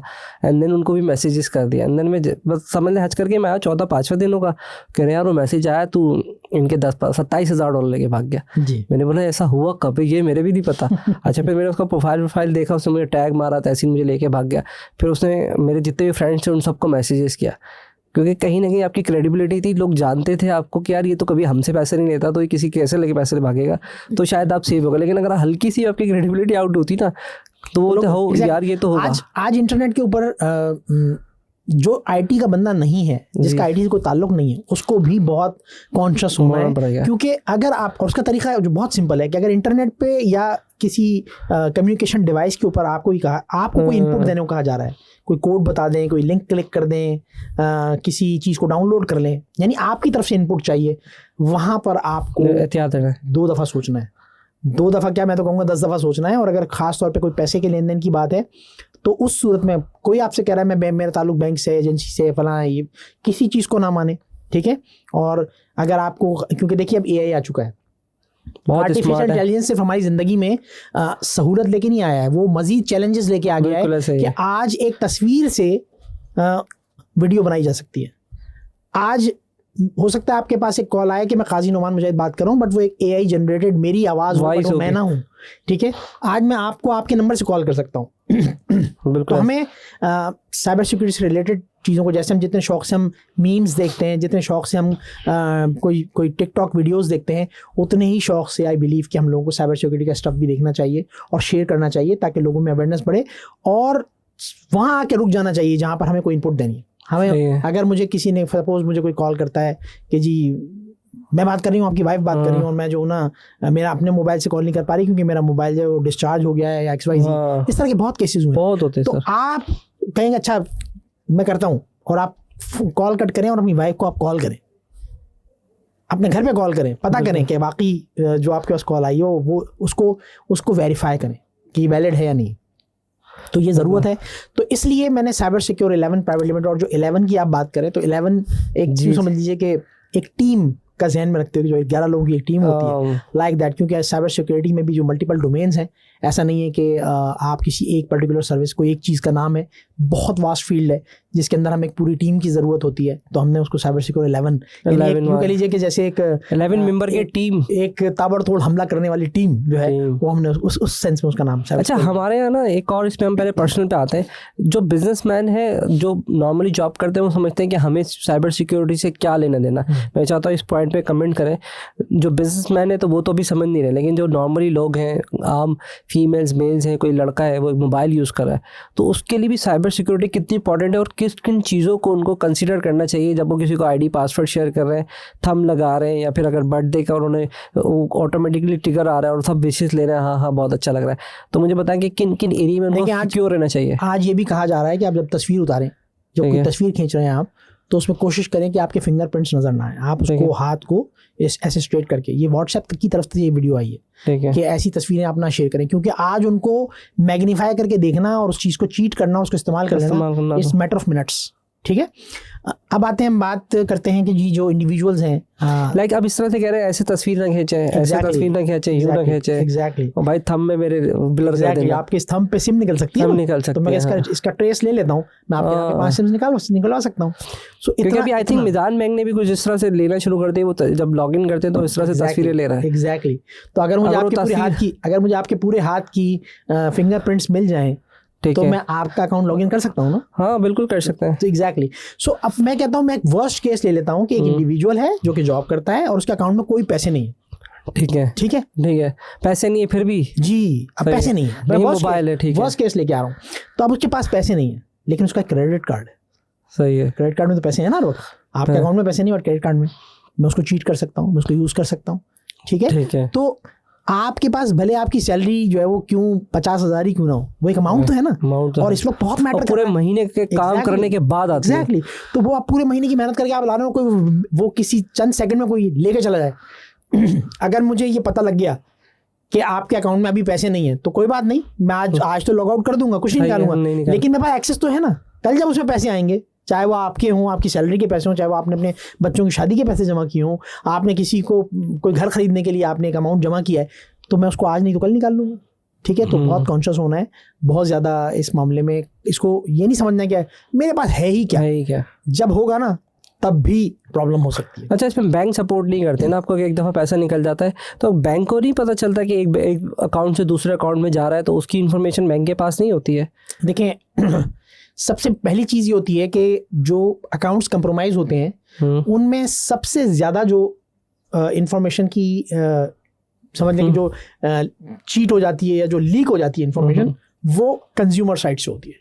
बैंक की साइड पे भी डेटा कंप्रोमाइज़ होता है, अक्सर होता है, लेकिन एक जो इंडिविजुअल है वो जब अपनी किसी मोबाइल ऐप में किसी लिंक को क्लिक करता है और वहाँ से इंफॉर्मेशन लीक हो जाती है, उसकी सारी जो पासवर्ड सेव किए वो निकल जाते हैं, ईमेल के पासवर्ड चले जाते हैं, वो ज़्यादा वो है। अब देखिए, बैंक ने तो अपनी तरफ से आपको सहूलत दे दी है कि अगर आप अपने कोई इन्फॉर्मेशन चेंज करना चाहेंगे, वो कहेगा आपके पास SMS आ रहा है, आप वेरीफाई करें। जब तक मैं वो 4 डिजिट 6 डिजिट जो भी मेरे पास आए हैं, जब तक मैं वो नहीं दूंगा, उस वक्त तक मेरी इन्फॉर्मेशन चेंज नहीं हो सकती, बैंक का बंदा भी नहीं कर सकता। ठीक है, तो जब बैंक का एम्प्लॉय किसी चीज़ को चेंज नहीं कर सकता, तो फिर मैं उसको चेंज करने का मतलब, अगर मेरा पासवर्ड लीक हो गया, उसको किसी ने रीसेट कर दिया, तो उसमें यकीनन मेरी इन्फो कहीं मौजूद थी। आजकल अक्सर कॉल्स आती हैं जो रिकॉर्डेड कॉल्स होती हैं, या कोई किसी ने बताया होता है कि भाई मेरे साथ ऐसा हो गया, मैं भी भूल गया था, जहन में नहीं रहा, और मैं उन्होंने कहा आपके पास एक कोड आ रहा है, आपका अकाउंट हमने बंद कर दिया है, लेकिन अगर आप वाकई जेन्युइन कस्टमर हैं तो आपके पास एक कोड आया, वो भेज दें। सही है। तो कभी याद रखिएगा, कभी कोई बैंक आपको जो है ना वो किसी कोड के लिए कॉल नहीं करेगा, और जब भी करेगा वो कभी 111 के नंबर से तो कर ही नहीं सकता, क्योंकि जो 111 है, आपको याद होगा पहले बैंकों के और बिजनेसेस के जो नंबर थे वो 5-5, 10-10 नंबर हुआ करते थे, PTCL के लैंडलाइन के नंबर, तो उनको याद रखना मुश्किल होता था। तो फिर एक फैसिलिटी आई कि उनका एक यूनिवर्सल एक्सेस नंबर बना दिया गया 111 का, तो उसके पीछे वो नंबर मैप हुए होते हैं, तो आप उनका एक नंबर आपको याद रखना होगा जो आप डायल करेंगे, और पीछे जो नंबर फ्री होगा कॉल वहाँ चली जाएगी। इसमें एक खास चीज़ होती है, जब बैंक वाला बंदा कॉल करेगा, आउटगोइंग कॉल करेगा, तो उसकी CLI जो जाएगी वो 111 की नहीं जाएगी, वो उस नंबर की जाएगी जो उसका एग्जैक्ट नंबर जहाँ से कॉल कर रहा है। तो कभी भी आपको 111 से कॉल आ रही है तो आप उसे रिसीव ही ना करें, उससे मैप किया हुआ है। एग्जैक्टली। सो टेक्नोलॉजी को यूज़ करते हुए आज CLI के अंदर किसी नंबर को डाल के भेज देना, मैं आपको आपके नंबर से कॉल कर सकता हूँ, मैं आपको आपकी वाइफ के नंबर से कॉल कर सकता हूँ। सो CLI को चेंज करना ये भी कोई बहुत बड़ा चैलेंज नहीं रहा। तो बस आपको इन्फो होनी चाहिए कि जब 111 के नंबर से आपको कॉल आ रही है तो आप खुद ही कॉन्शियस हो जाएं कि कॉल रॉन्ग है। और बिजनेस से आप क्या कंसिडर करते हैं? जो अभी फ्रीलांसर्स हैं बेचारे, ठीक है, कोई छोटी मोटे 3-4 लोगों के साथ उन्होंने ऑफिस खोला हुआ, मल्टी तो हैं जो 50-50 के साथ भी खोला है, पर मैं स्मॉल एरिया पे बात करता हूँ। जो बेचारा फ्रीलांसर है उसने भी फाइबर का अकाउंट बनाया हुआ है, एपर का अकाउंट बनाया है, एंड देन उसको तो भी आइडिया ही नहीं हो, तो बेचारा कहता है कि $50-100 आ जाए। तो व्हाट डू यू सजेस्ट कि उनको किस एरिया में अपने आप को सिक्योर एटलीस्ट कर लेना चाहिए? किन किन एरिया पे उनके साथ हैकिंग के मामला हो सकते हैं? देखें, जब आपसे कहा जाता है कि वही वाली बात कि आपको अगर कोई इन्फॉर्मेशन देनी है, आप सपोज किसी ने आपसे कहा, वैसे तो जो फ्रीलांस पोर्टल है वो आपको इतनी श्योरिटी देते हैं कि उसके अंदर अगर आपके पास कोई पेमेंट आ रही है तो वो देने वाले से कट के आपको प्रोजेक्ट असाइन होगा और आपको वो पैसे मिल के रहेंगे, वो कोई लेके भाग नहीं सकता। जब वो प्रोजेक्ट असाइन करता है, जब वो काम शुरू होता है, तो वो उस वक्त उसके पास एक डिपॉजिट, वो जो थर्ड पार्टी है, फ्रीलांसिंग पोर्टल है, वो एक अमाउंट रखता है और वो अमाउंट फिर आपको डिलीवर कर दिया जाता है। वहाँ इतना स्कैम होने का चांस नहीं, लेकिन हाँ, बाज़ औक़ात कोई कस्टमर आपके पास आए वहाँ से, वो शायद वहाँ से आपसे $5 काम कराए, बाद में वो आपसे कोशिश करेगा आपसे डायरेक्ट हो जाए, और फिर वो आपसे बोले कि मैं आपको पेमेंट जो है वो क्रेडिट कार्ड से करना चाहता हूँ, मैं आपको पेपल अकाउंट करना चाहता हूँ, फीस बच जाएगी, आपकी फीस बच जाएगी, लेट्स डू दिस वे। तो बहुत कॉन्शियस हो जाए। बाद वक़्त वो कहते हैं अपना टेलर नंबर आप बता दीजिए, हम आपको पेमेंट, क्योंकि हमारे यहाँ भी बहुत सारे लोग जिन्होंने अमेरिका में अकाउंट्स वगैरह खुलवाए हुए हैं, तो वो कहते हैं कि हमें ये इन्फो लेके दे दें। तो याद रखिए कि क्रेडिट कार्ड वगैरह पर डायरेक्ट आप अगर पेमेंट गेटवे के थ्रू पेमेंट नहीं ले रहे हैं, कहीं चार्ज कर रहे हैं, तो वो कार्ड की इन्फो ज़रूरी नहीं कि उस इंसान की, वो कहीं से डेटा हैक भी हो सकता है। सो मोहतात रहना है। बिल्कुल। फ्रीलांसर्स को आई डोंट थिंक के, देखें, थ्रेट हर किसी को है, हर इंडिविजुअल को है, लेकिन फ्रीलांसर्स पोर्टल पे जब तक आप काम कर रहे हैं आपको इतना, हाँ, वहाँ चैलेंज ही आता है कि एक फ्रीलांसर उस तरह कामयाब क्यों नहीं है जिस तरह जो है वो हमारी नेबरिंग कंट्रीज कामयाब। बिल्कुल ऐसे ही। तो उसकी रीज़न ये कि देखें, फ्रीलांसर पोर्टल पे सिर्फ लोगो, वेबसाइट, डिजिटल मार्केटिंग नहीं या है। सिर्फ वेबसाइट का काम नहीं होता। वहाँ पर इवन आपको सिविल का वर्क मिल सकता है, आपको लॉयर का काम मिल सकता है, बहुत सारी चीज़ें मिल सकती हैं। लेकिन डिपेंड करता है कि आप किस में महारत रखते हैं। होता ही है कि हम जब वहाँ जाते हैं तो हमें पैसों की एक चमक नज़र आती है और हम ये कहते हैं कि हम ये वाला काम भी ले लें और वो वाला काम भी ले लें, और उसके नतीजे में हम लोग अच्छा कम्युनिकेशन हमारे यहाँ एक बहुत बड़ा चैलेंज है। हमारे यहाँ जो यंग हैं, जो फ्रीलांसर्स की तरफ जो यूथ आते हैं, उनको कम्युनिकेशंस नहीं, उनके पास स्किल्स नहीं होती, वो बात करना नहीं जानते कि हाँ जी क्या चीज़ मैंने करनी है। तो उसके नतीजे में भी जो सामने जो कस्टमर होता है वो कॉन्शियस होता है कि यार इनको अभी आइडिया नहीं है, तो शायद ये अभी इमेच्योर हैं, मेरे काम को ख़राब ना कर दें, तो इसलिए मैं बिज़नेस नहीं मिल रहा होता। फिर हर काम को नहीं करना है, पहले आप वही वाली बात कि आप किस चीज़ में महारत रखते हैं वहाँ से शुरू कीजिए। साइड पे आप फिर आज आप एक चीज़ को फोकस कर रहे हैं, कला। मैंने जब इस चीज़ को किया तो मैंने एक टीम बिठाई थी, तो कैन यू बिलीव कि मैंने जस्ट $180 में मैंने $180 इन्वेस्ट किए और मुझे 4 प्लेटफॉर्म से बिजनेस मिला, और मैं उसको with in less than a month मैं $180 को $700 कर चुका था माशाल्लाह से। सो मैंने क्या किया, मैं उसके लिए कोई स्पेशल डिग्री करके आया था नहीं, सिर्फ अप्रोचेस का फ़र्क है। सिर्फ वहाँ पर ये कि जो बच्चा काम कर रहा है क्या उसकी कम्युनिकेशन स्किल्स हैं, क्या वो वाकई जानता है कि मैं जो चीज़ बेचने जा रहा हूँ उसको उसकी सारी इफ्स एंड बट्स पता है, लाइक दैट। अच्छा, इसमें ये था कि अगर हम बात करते हैं, वैसे तो हम जब नए नए पीसी में हम थे तो हम एक ट्रोजन करके एक वायरस होता था, फिर उसके बाद रैनसमवेयर आया, तो अब इसकी कोई अपडेटेड वर्जन भी आ गए हैं कोई? देखिए ये सब मौजूद है, ट्रोजन अभी भी मौजूद है, वायरस, ट्रोजन, मैलवेयर, ये सारी चीज़ें अभी मौजूद हैं। ये सब इनके अलग अलग, मैं अगर आपको जस्ट शरारत करने के लिए एक वायरस मैंने क्रिएट किया है तो वो ट्रोजन कहलाता है। लेकिन अगर मैं आपको किसी तरह से मैं आपके सिस्टम में इन हो जाता हूँ, मैं आपके सिस्टम को हाईजैक कर लेता हूँ, आपकी वेबसाइट को बंद कर देता हूँ और आपसे कहता हूँ कि जी ठीक है आपका सारा डेटा मेरे पास है और अब आपको ये वापस चाहिए तो मुझे इतना पैसे, दिस इज रैनसमवेयर। तो ये रैनसमवेयर अटैक होता है और ये बहुत होता रहता है। तो डिपेंड करता है कि आपने जब आपने वेबसाइट बनाई, हम लोग वेबसाइट बना लेते हैं, क्या हमने उसकी पेन टेस्टिंग करवाई, तो उसकी पेनिट्रेशन टेस्टिंग बहुत ज़्यादा ज़रूरी है। जब डेवलपर एक वेबसाइट डेवलप करता है तो वो डेवलपर ज़रूरी नहीं कि वो साइबर सिक्योरिटी कॉन्शियस भी हो, वो तो अपना काम आपको डिलीवर कर देगा, एक वेबसाइट बना देगा। लेकिन जब वो थीम प्लगइन्स यूज़ करता है तो वो थीम और प्लगइन्स जो हैं वो इंटरनेट पे जैसे आपके लिए अवेलेबल है ऐसे लिए हैकर्स के लिए अवेलेबल। तो हैकर्स ने उसके ऊपर पहले से प्रैक्टिस की हुई होती है कि इस थीम के ऊपर अंदर जाने के रास्ते, लूप होल्स कहाँ से हैं, और फिर वो जब इसको सर्च कर लेते हैं कि थीम कहाँ इंस्टॉल हुई है तो वहाँ आके उस रास्ते से घुस जाते हैं। सो ये एक बहुत सिंपल सी मैं एक बात बता रहा हूँ। ऐसे तो बहुत सारी चीज़ें हैं इसमें, जब हैकिंग होती है तो उसके अंदर वो नए हम ज़्यादा ही करते हैं, वेबसाइट पे HTTPS लगा देते हैं, तो क्या हमारा काम खत्म हो जाता है? बिल्कुल ऐसा नहीं है। आपको फॉर श्योर अपनी वेबसाइट, अपनी कोई भी आपका IT एसेट है उसमें आपने पेनिट्रेशन टेस्टिंग करवानी है, ताकि क्योंकि अगर आप वहाँ किसी का डेटा ले रहे हैं और आप डेटा ना भी ले रहे हो किसी का, एक तो अगर आप किसी का डेटा ले रहे हैं किसी कस्टमर का तो उसकी प्राइवेसी आपकी जिम्मेदारी है। सही है। ये एक अलग बात है कि पाकिस्तान में इतना ज़्यादा उसके ऊपर प्राइवेसी के ऊपर काम नहीं होता, लेकिन दूसरे कंट्रीज़ में होता है बहुत ज़्यादा। जो GDPR वगैरह इस तरह के जो रूल्स इम्प्लीमेंट हुए हैं यूरोप वगैरह में, वहाँ वो प्राइवेसी को बहुत ज़्यादा लेकर चलते हैं। अच्छा, अभी बहुत ज़्यादा कंपनीज, जो छोटी कंपनीज हैं, मतलब 30 जिनके लोग हैं, 50 लोग हैं, कस्टमर सपोर्ट पे बैठे होते हैं, उनके पास पूरा एक्सेल में डेटा होता है, बेचारा वो किसी भी दिन कॉपी कर लेता है। बट हमारे यहाँ क्योंकि अनफॉर्चुनेटली हमारे पास कोई लीगल सिस्टम इतना अच्छा नहीं है, हम उनके अगेंस्ट कोई नहीं जा पाते, या फिर हम बस भाग डरते हैं, हमारा खौफ है।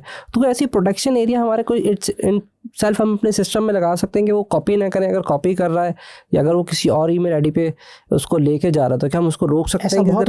ऐसा बहुत होता है और हमारे दिन इंडस्ट्री में इस तरह की न्यूज़ सुनते रहते हैं कि सिर्फ डेटा ही चोरी नहीं, कॉल करके अपनी कंपनी खोल, कस्टमर तो अपनी आपके जो एम्प्लॉइज हैं वो आपका कस्टमर लेके चले जाते हैं, बिल्कुल अपनी कंपनी खोल लेते हैं, उससे आहिस्ता आहिस्ता ग्रेजुअली वो डायरेक्ट हो जाते हैं। तो ऐसी चीज़ें देखें, इस पर तो सिर्फ बस इस पर हम यही कहेंगे कि अनएथिकल अटैम्प्ट्स हैं। मैं अगर इस तरह कर रहा हूँ तो मैं अपने आप को स्मार्ट समझता हूँ। आज के दौर में हम एक्चुअली ये बेईमानी है, तो हम अपने आप को स्मार्ट समझते हैं कि हमने किसी को अगर नुकसान पहुँचा दिया तो हम अपने आप को स्मार्ट समझते हैं, जबकि ये एक्चुअली हम गलत काम कर रहे होते हैं। और गलती के लिए अल्लाह ने क्या कहा है कि आप मुझे नाराज़ करोगे तो मैं तो शायद आपकी माफ़ी पे मान जाऊंगा और बहुत आसानी से मान जाऊंगा, क्योंकि वो तो 70 माओ से ज़्यादा प्यार करता है। लेकिन अगर आप मेरे बंदे को नाराज़ करोगे तो उस वक्त माफ़ नहीं करूँगा, तब वो बंदा माफ़ नहीं करेगा। और इसी वजह से हमारा इंडस्ट्री में इस पर काम हो रहा है, इंडस्ट्री में इस लेवल पे काम हो रहा है कि कुछ सजेशंस आई हैं कि ऐसे एम्प्लॉयज़ की कोई ब्लैकलिस्ट होनी चाहिए, जहाँ पर ऐसे लोगों को इन किया जाए विद प्रूफ, बाकायदा। ब्लैकलिस्ट भी कर देंगे सर, उसकी तो अपनी कंपनी खुल गई है, अभी क्या ब्लैकलिस्ट करके? एटलीस्ट नहीं, देखें हर किसी के लिए कंपनी खोल लेना और उसको सक्सेसफुली रन कर लेना। और देखिए सॉफ्टवेयर हाउस बहुत अट्रैक्टिव लगता है आजकल, हर कोई ये कहता है कि सॉफ्टवेयर हाउस खोल लो। बिल्कुल, याद रखिएगा सॉफ्टवेयर हाउस खोलना प्रॉब्लम नहीं है, सॉफ्टवेयर हाउस चलाना मुश्किल है। सॉफ्टवेयर हाउस की का असल चैलेंज का पता, देखें आप आज कोई बन कबाब का ठिया लगा लीजिए, शाम को आप 4 पैसे लेके घर जाएंगे। बिल्कुल। आईटी के काम में आपने अभी एम्प्लॉय को लाने से भी पहले आपने लैपटॉप लेना है उसके लिए, उस लैपटॉप पे जहाँ वो चलेगा वहाँ आपने एसी लगवाना है, तो आपके खर्चे पहले स्टार्ट हो जाते हैं। कमाई तो है, अभी है ही नहीं। अच्छा, असल चैलेंज क्या बात है जब आपका पहला प्रोजेक्ट खत्म होता है। बिल्कुल। अब आप 5 लोग रख चुके हैं, 6 लोग रख चुके हैं जो आपसे 6 महीने एक तनख्वाह ले चुके हैं, आप एक लायबिलिटी बन गई है। हाँ। अब जब वो प्रोजेक्ट खत्म हुआ तो आपको उतना ही बड़ा प्रोजेक्ट चाहिए। असल चैलेंज आता है वहाँ पे, ये हर किसी को नहीं पता होता। जब हम कॉपी कर रहे होते हैं कि इसने सॉफ्टवेयर काम किया, इसने सॉफ्टवेयर हाउस खोला, मैं भी खोल लूंगा। तो सॉफ्टवेयर हाउस की जो इस वक्त अगर कोई सॉफ्टवेयर हाउस अगर कहता है कि मैं बिजनेस कर रहा हूँ, तो वो 5 साल अगर कामयाबी से रन हुआ है तब वो एक सॉफ्टवेयर हाउस कहलाएगा इन माय ओपिनियन। अदरवाइज वो भी इफ्स एंड बट में ही है कि वो सस्टेन कर सकेगा या नहीं कर सकेगा। कोई अभी स्टोरी से कोई बात बताना चाहिए नॉर्मली हमारे यहाँ किस तरह की साइबर सिक्योरिटी अटैक्स ज़्यादा हो रहे हैं या साइबर सिक्योरिटी में लोग लैक्स कर रहे हैं? साइबर सिक्योरिटी में हम लैक तो बहुत कर रहे हैं, जैसे मैंने पीछे कहा। जहाँ तक उसमें देखें कोई करंटली स्टोरी, कोई भी रिसेंटली कोई वाकया हुआ हो तो कोई बताना पसंद करें आप? असल में हमें तो बहुत सारे वाक़यात पता चलते रहते हैं, लेकिन कुछ चीज़ों का पर्दा हमें रखना होता है, क्योंकि हम FPCCI की साइबर सिक्योरिटी का भी मैं कमेटी का पार्ट हूँ। बहुत सारी इन्फॉर्मेशंस मिलती हैं, कुछ जगहों पे कंप्रोमाइज़। लेकिन देखिए अगर हम वो सारी बातें लीक आउट कर देंगे तो हम जहाँ हमारे पास इतनी मायूसी पहले दिमाग में चले, याद रखिएगा दुनिया में कहीं भी ऐसा नहीं है कि वहाँ डेटा 100% सिक्योर है। हम जब पढ़ रहे थे तो हमें बताया था कि अगर आप इंटरनेट के ऊपर अगर आप सिक्योर होना चाहते हैं तो उसका सिर्फ एक ही तरीका है कि आप अपने लैपटॉप को 30 फीट गहरे गड्ढे में दफना दें।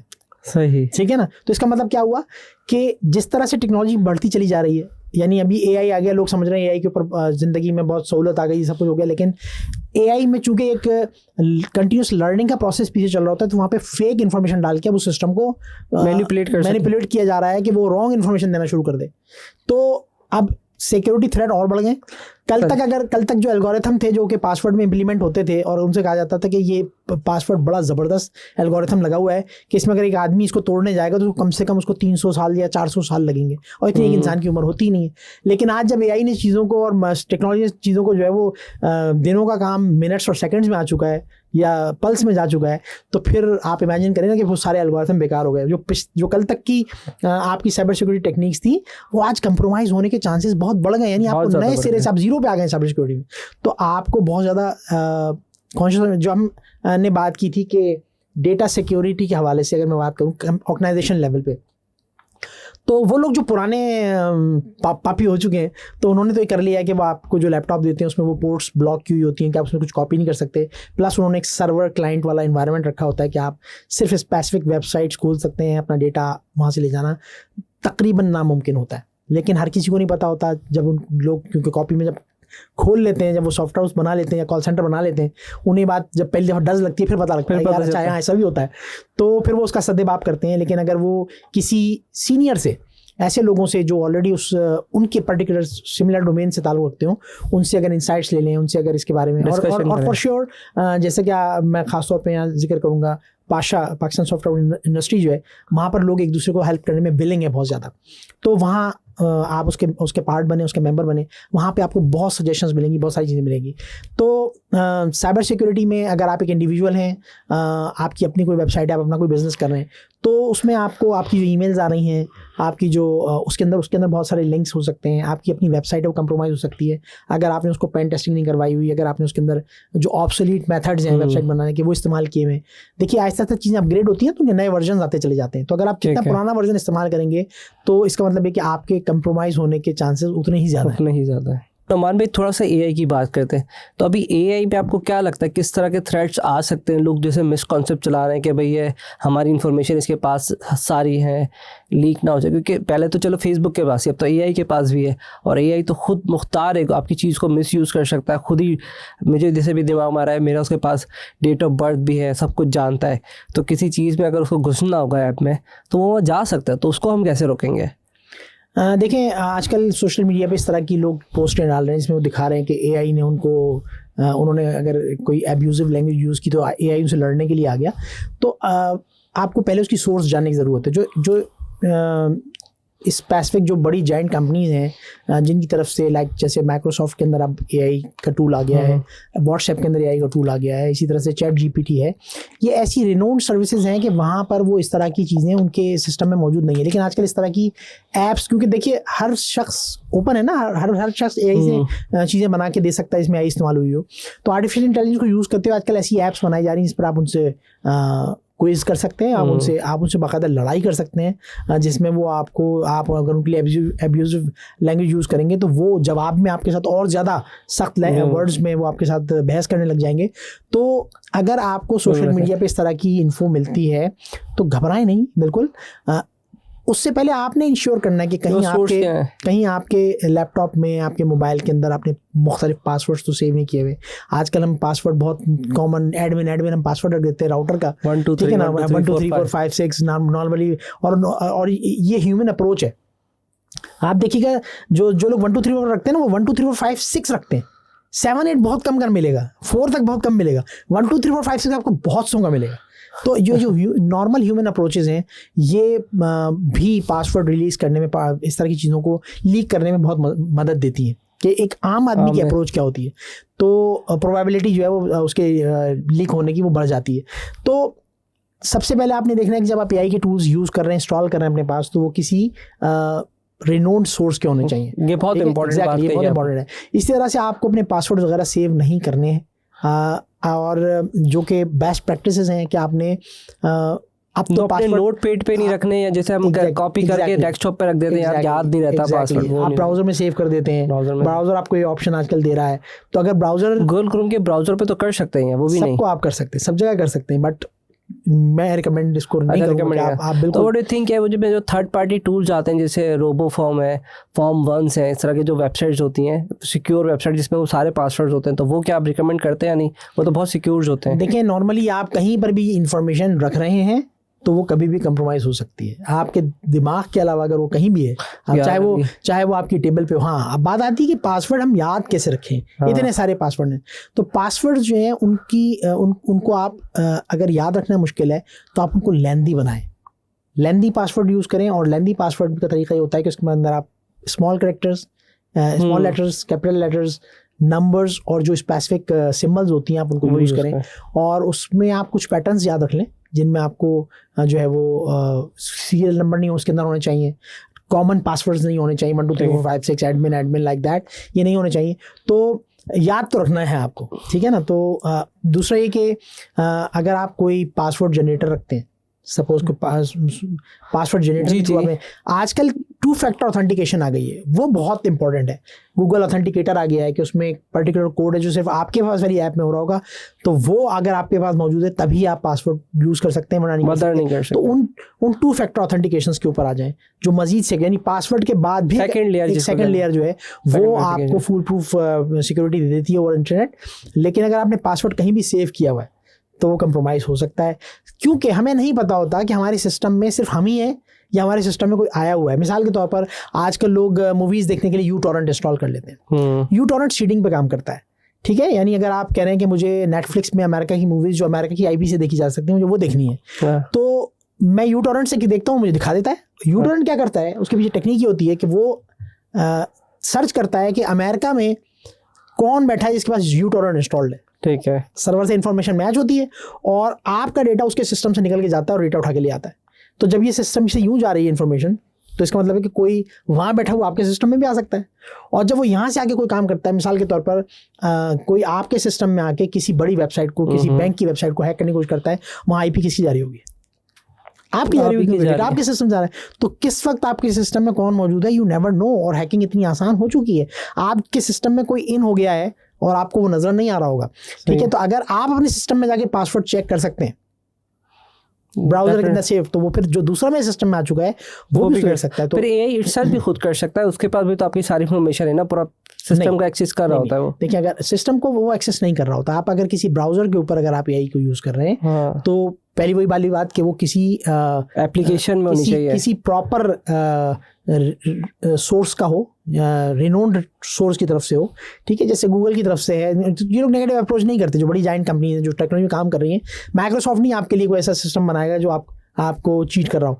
हाँ, डिपेंडेंसी आपने इनके ऊपर कम रखनी है, बहुत ज़्यादा डिपेंडेंट नहीं होना है।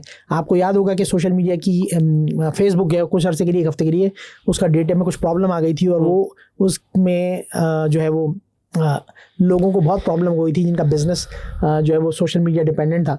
तो इसका मतलब हो सकता है कि वो एक टेस्टिंग भी हो, हमें नहीं पता, हो सकता है टेस्टिंग हो कि हाँ जी हम अगर चाहें तो दुनिया को रोक सकते हैं। जो मईशत का पहिया है वो हमारे इख्तियार में कि हम फेसबुक बंद कर देंगे तो सबकी मईशत रुक जाएगी। जी हाँ, हम इस पर डिपेंडेंट हो चुके हैं और ऐसा हो सकता है। बिल्कुल। लिहाजा आपने बहुत ज़्यादा डिपेंडेंट नहीं होना है इन चीज़ों के ऊपर।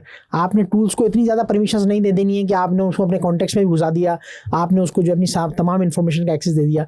बहुत लिमिटेड एक्सेस देना। आजकल की ऐप्स में जो है वो बाकायदा ये ऑप्शन भी आ गया है कि आप उसे ऑथोराइज करते हैं, उसमें एक ऑप्शन आ गया है कि authorise while using this app, हाँ, ताकि जब ये ऐप मैं बंद कर दूं तो फिर ये मेरे डेटा में घुस सके।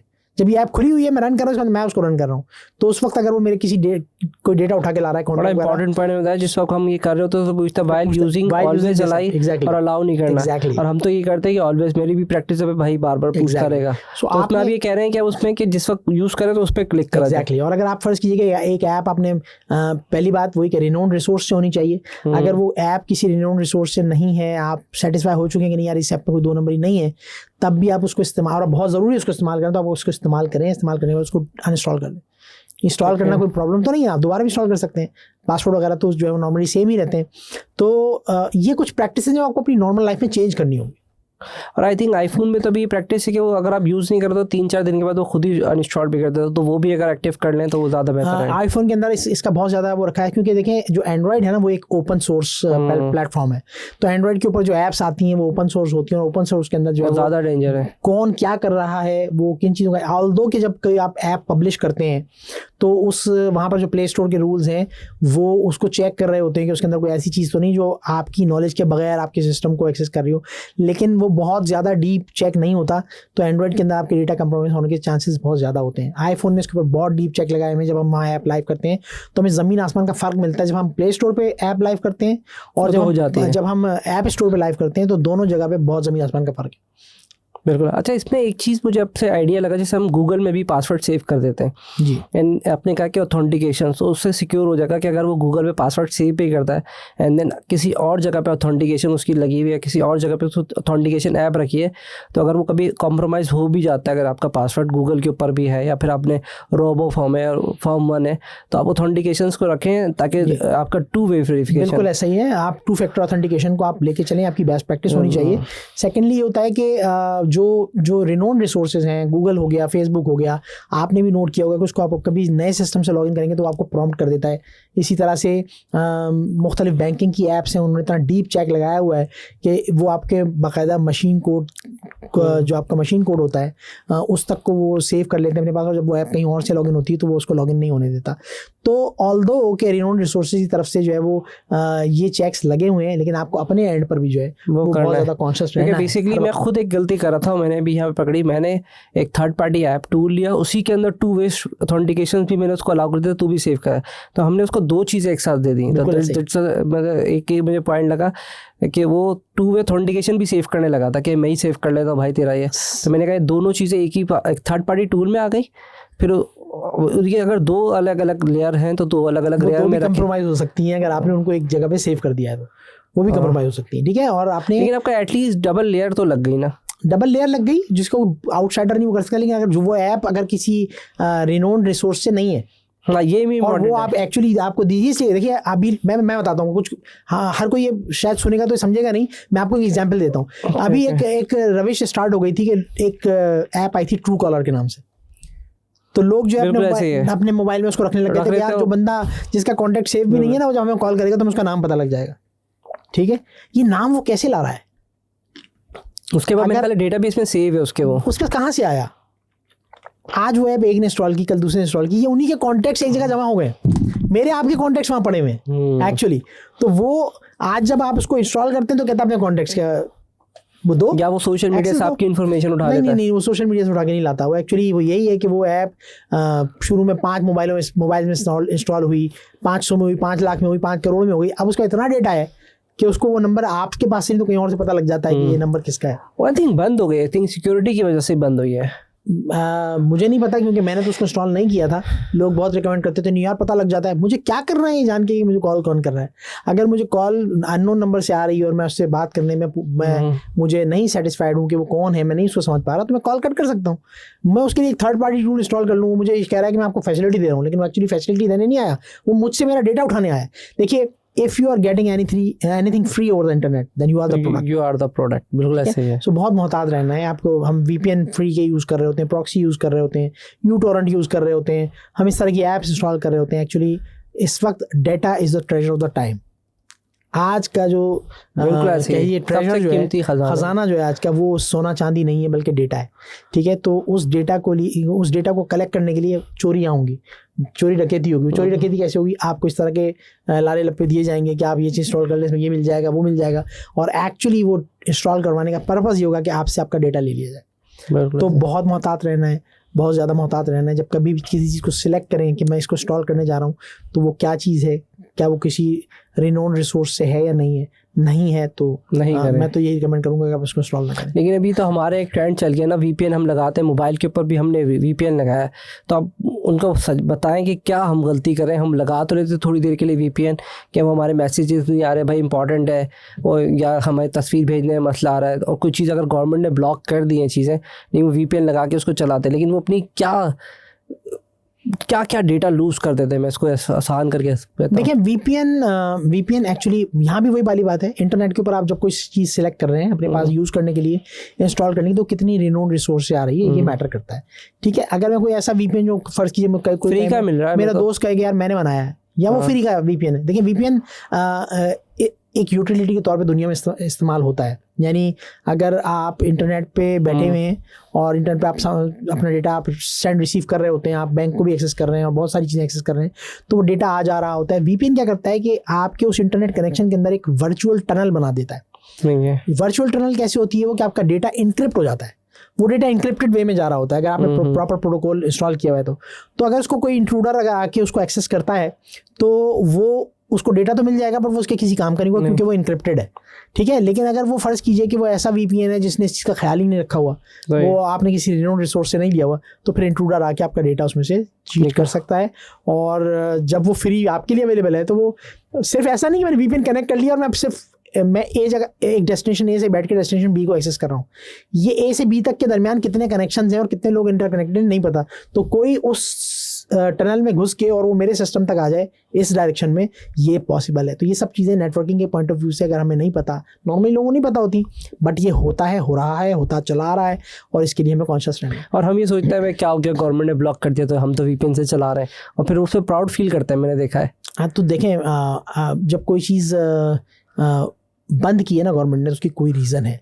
देखिए, बहुत ज़्यादा जिम्मेदारी की बात होती है। आप जब अकेले अपना लैपटॉप यूज़ कर रहे हैं और जब आपको एक जिम्मेदारी दी जाए कि आप एक मुल्क के साइबर सिक्योरिटी के सिस्टम को आप लेके चल रहे हैं या किसी कंपनी के साइबर सिक्योरिटी के सिस्टम को लेके चल रहे हैं, तो ज़मीन आसमान का फ़र्क है दोनों तीनों चीज़ों में।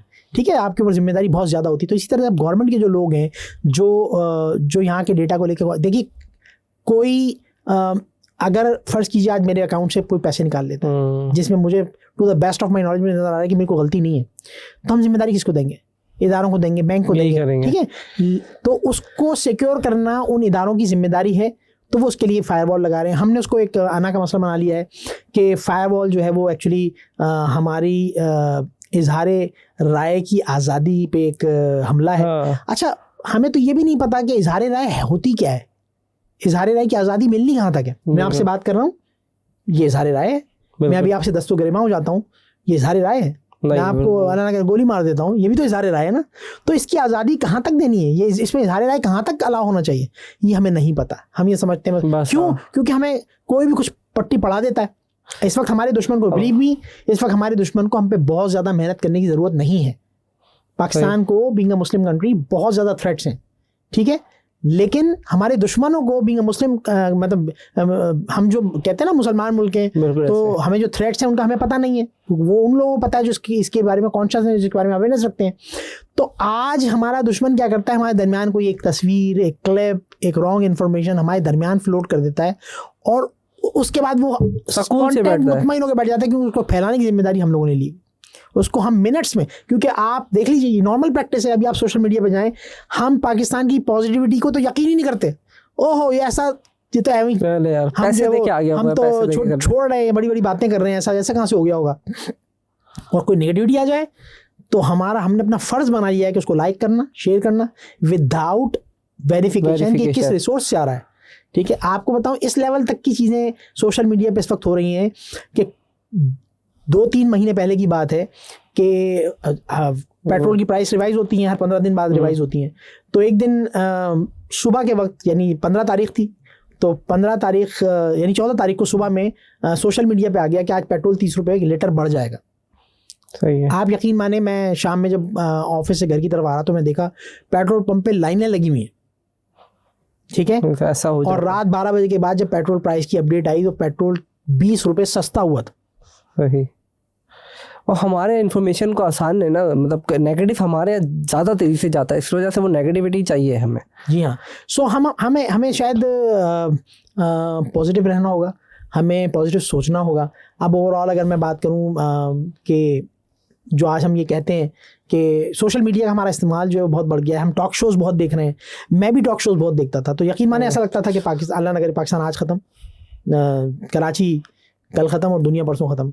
लेकिन जब मैंने क्या किया, टीवी अपने घर से ख़त्म कर दिया, टॉक शोज़ देखना छोड़ दिए, यकीन माने ऐसा लगता है कि कराची भी सही चल रहा है, पाकिस्तान भी सही चल रहा है, दुनिया भी सही चल रही है। देखिए नेगेटिविटी, जब हम कुछ नेगेटिव सोचते हैं ना तो हमारे ब्रेन नेगेटिव में ऐसे फ्यूम्स खारिज होते हैं जो हमारी सेहत के लिए नुकसानदेह है। आज आप देखिए ना कि आज 25-28 साल की उम्र में, 32 साल की उम्र में, 35 की उम्र में हार्ट अटैक हो रहे हैं, और एक पहले हार्ट अटैक जो है वो बंदा फारिग कर देता है। तो ऐसा क्या हो गया है अचानक? प्लस हर चीज़ में नेगेटिविटी हमने अपने अंदर सवार कर ली, हम पॉजिटिव सोचते ही नहीं। तो मैं तो सबको ये मशवरा देता हूँ कि देखिए मैं आपके सामने बैठा हूँ, मैंने आपसे कहा कि मेरा this is my 32nd year in art industry, but क्या मेरी फिजिकल अपीयरेंस से मैं आपको 50 ईयर्स का लग रहा हूँ? नहीं, बिल्कुल नहीं लगे, बिल्कुल। सो ऐसा कैसे हुआ? पॉजिटिविटी की तरफ जाएं। आप फ़र्ज़ कीजिए कि आप एक दरिया में, आप एक बोट में सफ़र कर रहे हैं और आपको तैरना नहीं आता, स्विमिंग नहीं आती, और आपकी बोट पलट गई। तब 2 ही रास्ते हैं। एक तो आप कहेंगे या अल्लाह, तुझे तो पता भी था कि मुझे तैरना नहीं आता, तो मेरी बोट पलटनी थी, ये कहते हुए आप और डूब के मर जाए, या आप बाहर जाने की कोशिश कर लें। तो जो बाहर जाने की कोशिश वाला जो ऑप्शन है, जो सेकंड ऑप्शन है, उसको हमेशा प्रेफर करें। यानी ज़िंदगी के हर लम्हे को एंजॉय करें। जो जहाँ नेगेटिविटी आती है, जहाँ पर कोई मुश्किल भी आ जाती है, तो मैं तो कहता हूँ उस वक्त भी खुश रहें। तो लोग कहते हैं उस वक्त कैसे खुश रहें? एक्चुअली अपनी स्मार्टली प्ले करना है उस वक्त, अकल लगानी है कि ठीक है ये मेरे ऊपर एक प्रॉब्लम का वक्त तो आ गया है, बट इससे मैं बाहर कैसे निकलूंगा, उस पर सोचना है, ना कि आप बस उसमें मायूसी का इज़हार करते हैं कि यहाँ तो ऐसा होता है वैसा होता है।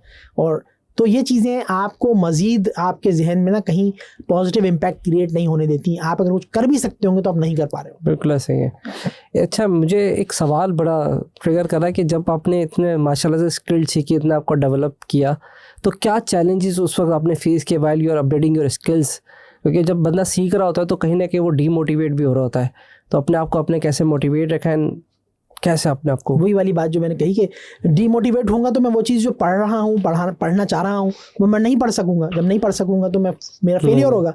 तो पढ़ना है। लाइक मैं अगर और पीछे चले जाऊँ, मैं अगर अपने जो मैंने मैट्रिकुलेशन की बात की, तो जब उसमें केमिस्ट्री में बड़ा मुश्किल सब्जेक्ट लगता था, तो मुश्किल लगता था। तो आज अगर आपसे मैं किसी से हम बात करेंगे, आज के जनरेशन जेन ज़ी जो है, अगर हम उससे बात करेंगे तो वो कहेंगे कि यार ठीक है, इसमें हम इतनी तैयारी कर लेंगे कि हम इसमें पास हो जाएं बस। बट मैंने ये किया था कि मैंने उसके लिए इतनी तैयारी की थी कि मेरे मैथमेटिक्स और उस केमिस्ट्री के अंदर सिर्फ 2 मार्क्स का फ़र्क था, 99 और 97। माशाल्लाह। अच्छा, हम अगर साइबर सिक्योरिटी की बात करें तो हर एरिया में कहीं ना कोई मिसकॉन्सेप्शंस होते हैं, कुछ रोमर्स होती हैं। तो मैं चाहता हूँ कि आप उसमें कुछ अब बताएं कि कौन से मिसकॉन्सेप्शन है कि यार मैं सिक्योर हूँ, मुझे तो मेरे पास पैसे, जैसे हमने भी डिस्कस किया था, मेरे पास कौन से पैसे क्या लूट लेगा। तो किस तरह के हमारे यहाँ रोमर्स चल रही है साइबर सिक्योरिटी के अंदर, कौन से मिसकॉन्सेप्शन है कि जो लोगों को अभी तक उस पर वो कभी डिस्कस नहीं कर रहे, सोच नहीं रहे? देखिए, सबसे पहले तो ये ओवर कॉन्फिडेंट होना जो है ना, ये सबसे इम्पॉर्टेंट चीज़ ये है कि अगर आप ओवर कॉन्फिडेंट हो गए हैं, आप कह रहे हैं कि जी मैं तो सिक्योर हूँ, मेरे पास तो कोई ऐसी इन्फॉर्मेशन नहीं है, या मुझे कौन हैक कर लेगा, मैं तो खुद IT का बंदा हूँ, तो सबसे पहले तो इस ओवर कॉन्फिडेंस से आपको ये बाहर बहुत आना है। इंपॉर्टेंट है, ठीक ये ओवर बहुत important है। और जाहिर है कि जब आप इससे बाहर आएंगे तो ही आप ट्राई करेंगे कि कुछ अपने आप को अपडेट करें, कोई चीज़ें ऐसी आप अपने पास रखें जिससे वो प्रैक्टिसेस फॉलो करें जिससे आपका कोई डेटा कंप्रोमाइज़ ना हो सके। तो सबसे पहले तो आपने ओवर कॉन्फिडेंट नहीं होना है। दूसरी चीज़ ये कि आपने, जैसे मैंने अभी थोड़ी देर पहले भी कहा, कि आपको इसलिए नहीं कि आप साइबर सिक्योरिटी के प्रोफेशनल हैं तो आप सिर्फ उसको पढ़ेंगे। अगर आप साइबर सिक्योरिटी से आपका ताल्लुक नहीं भी है तो आप गूगल पे, यूट्यूब पे आप जाके साइबर सिक्योरिटी से रिलेटेड जो अपडेट्स आती हैं, जो मुख्तलिफ स्टफ़ अवेलेबल है, उसको वक्तन फ़वक्तन देखें ताकि आपको बेस्ट प्रैक्टिसेस अपडेट्स मिलती रहें कि हाँ जी क्या क्या चीज़ें हो गई हैं। इवन ये होता है कि बाज़ औक़ात कोई अपडेट आती है हमारे किसी ब्राउज़र के अंदर आती है, किसी ऑपरेटिंग सिस्टम के अंदर आती है, वो उनका फ्लॉ होता है कि उन्होंने उसके अंदर कोई मिस्टेक कर दी होती है, लेकिन विद इन फ्यू आवर्स एकदम उसको चेंज करते हैं। अब वो इम्प्लीमेंट मेरे सिस्टम में अप्लाई हो गई, उसके बाद मेरे सिस्टम हो गया कंप्रोमाइज़ और मैंने उसको मज़ीद अपडेट नहीं किया, क्योंकि हमारे पास तो अनफॉर्चुनेटली जो विंडोज़ और जो चीज़ें वो पायरेटेड होते हैं, वो अपनी पायरेटेड होते हैं। उनका अपडेट का सिस्टम हम बंद करते हैं, इसलिए बंद करते हैं क्योंकि हमने उसमें सीरियल की जो डाली होती है वो पायरेटेड होती है, तो हम उसको अपडेट नहीं करते कि अगर इसको हम अपडेट करेंगे तो ये जो हमारी हमने इसमें की डाली हुई है पायरेटेड, जिसको पकड़ लेगा और मेरा ऑपरेटिंग सिस्टम जो है फिर वही उस पर आ जाएगा कि आप लाइसेंस परचेज करें। तो सर, जहाँ आप अपनी ज़िंदगी में बहुत सारी चीज़ों का खर्चा करते हैं तो वहाँ अपनी जो प्रोफेशनल रिक्वायरमेंट्स हैं उन पर भी खर्चा करें। आप उसके लिए एक वैलिड कॉपी, जेन्युइन कॉपी लेके आप वो इंस्टॉल करें। यकीनन उसका आपको फ़ायदा ही होगा, नुकसान नहीं होगा। अच्छा, हम साइबर सिक्योरिटी में हम अपने आप को कैसे अपडेट रख सकते हैं? जो नए नए ट्रेंड्स आ रहे हैं, नए नए थ्रेड्स आ रहे हैं, तो अपने आप को कैसे अपडेट रख सकते हैं? आजकल ये बहुत आसान है।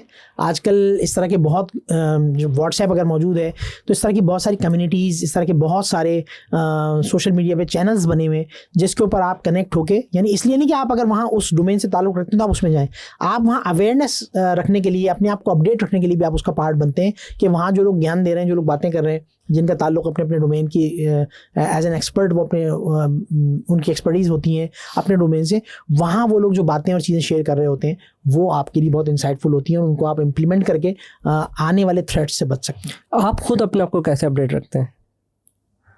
मतलब नए नए ट्रेंड्स हैं माशाल्लाह से, आप मल्टीपल एरिया में काम करें तो उसको आप कैसे अपडेट रखते हैं? देखिए, मैंने वही आपसे जैसे कहा कि अब अगर हम ये कह रहे हैं कि हम साइबर सिक्योरिटी की एक कंपनी रन कर रहे हैं तो हमें तो एक इंडिविजुअल के मुकाबले में बहुत ज़्यादा, यानी मैंने अपने क्लाइंट के लेवल से बहुत ज़्यादा अपडेट होना है कि कल मैं किसी मीटिंग में जाऊँ और वो कहे कि आपको पता है दुनिया में फला चीज़ हुई है, और मैं कहूँ अच्छा मेरी नज़र से तो नहीं गुजरी, तो क्या वो मुझसे साइबर सिक्योरिटी सर्विस लेगा? नहीं लेगा। तो हमें तो मोर देन अपडेट रहना है।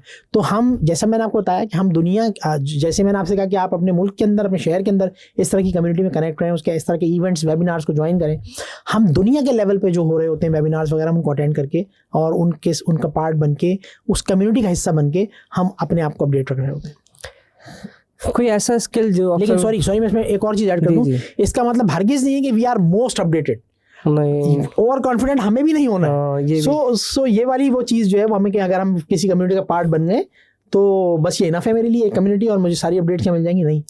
जैसे हम आज जो है वो कढ़ाई खा रहे हैं और कल हमारा हलीम का मूड होगा, परसों बिरयानी खाएंगे, लाइक दैट हमें मल्टीपल जगहों से इस कनेक्ट रहना है। एटलीस्ट कौन सी कम्युनिटीज़ में आप कहते हैं कि एटलीस्ट ऐड हो जाना चाहिए? देखिए, साइबर सिक्योरिटी के हवाले से मैं कोई स्पेसिफिक नाम नहीं सजेस्ट करूंगा आपको, लेकिन जब आप लिंक्डइन पे जाते हैं, प्रोफेशनल प्लेटफॉर्म्स के ऊपर आप जाते हैं, वहाँ आप सपोज़ आप को नहीं पता कि ऐसी कौन सी मैं चैनल का पार्ट बनूँ, तो आप देखिए कि आपके रिलेटिव्स में, आपके फेलोज़ में कौन है जो साइबर सिक्योरिटी की अवेयरनेस रखता है, उससे इसका मशवरा लें, वो आपको गाइड करेगा। ऐसा भी नहीं है किसी ऐसी कम्युनिटी का पार्ट बन जाए जिसमें आप किसी को जानते ही नहीं है, ठीक है? तो वहाँ ऐसी जगह पे जाएं जहाँ आपको पता लगे कि बाकी हाँ यहाँ पर जो लोग हैं वो रिलायबल हैं और यहाँ पर जो इन्फॉर्मेशन शेयर होगी वो बेहतर होगी, जो सजेशन दी जाएगी वो भी बेहतर होगी। वहाँ से कोई आपको काट के प्राइवेट मैसेज में आके असिस्ट करने की कोशिश करे तो उससे अवॉइड करें। कोशिश करेंगे वो आपको जो चीज़ सजेस्ट कर रहा है वो प्राइवेट मैसेज के अंदर नहीं बल्कि कम्युनिटी के मैसेज के अंदर ही हो रही हो, ताकि वहाँ पर और जो दूसरे लोग हैं वो आपको बता सकें कि इस काम पे अमल नहीं करना, बिल्कुल ये गलत सजेशन है, लाइक दैट। अच्छा, कौन सा सरप्राइजिंग स्किल आपको लगता है कि मैंने अपने कैरियर में ये सीखा ज़िंदगी के अंदर, कि मुझे लगता है कि this is the change my life, this is the skill I learn in my career?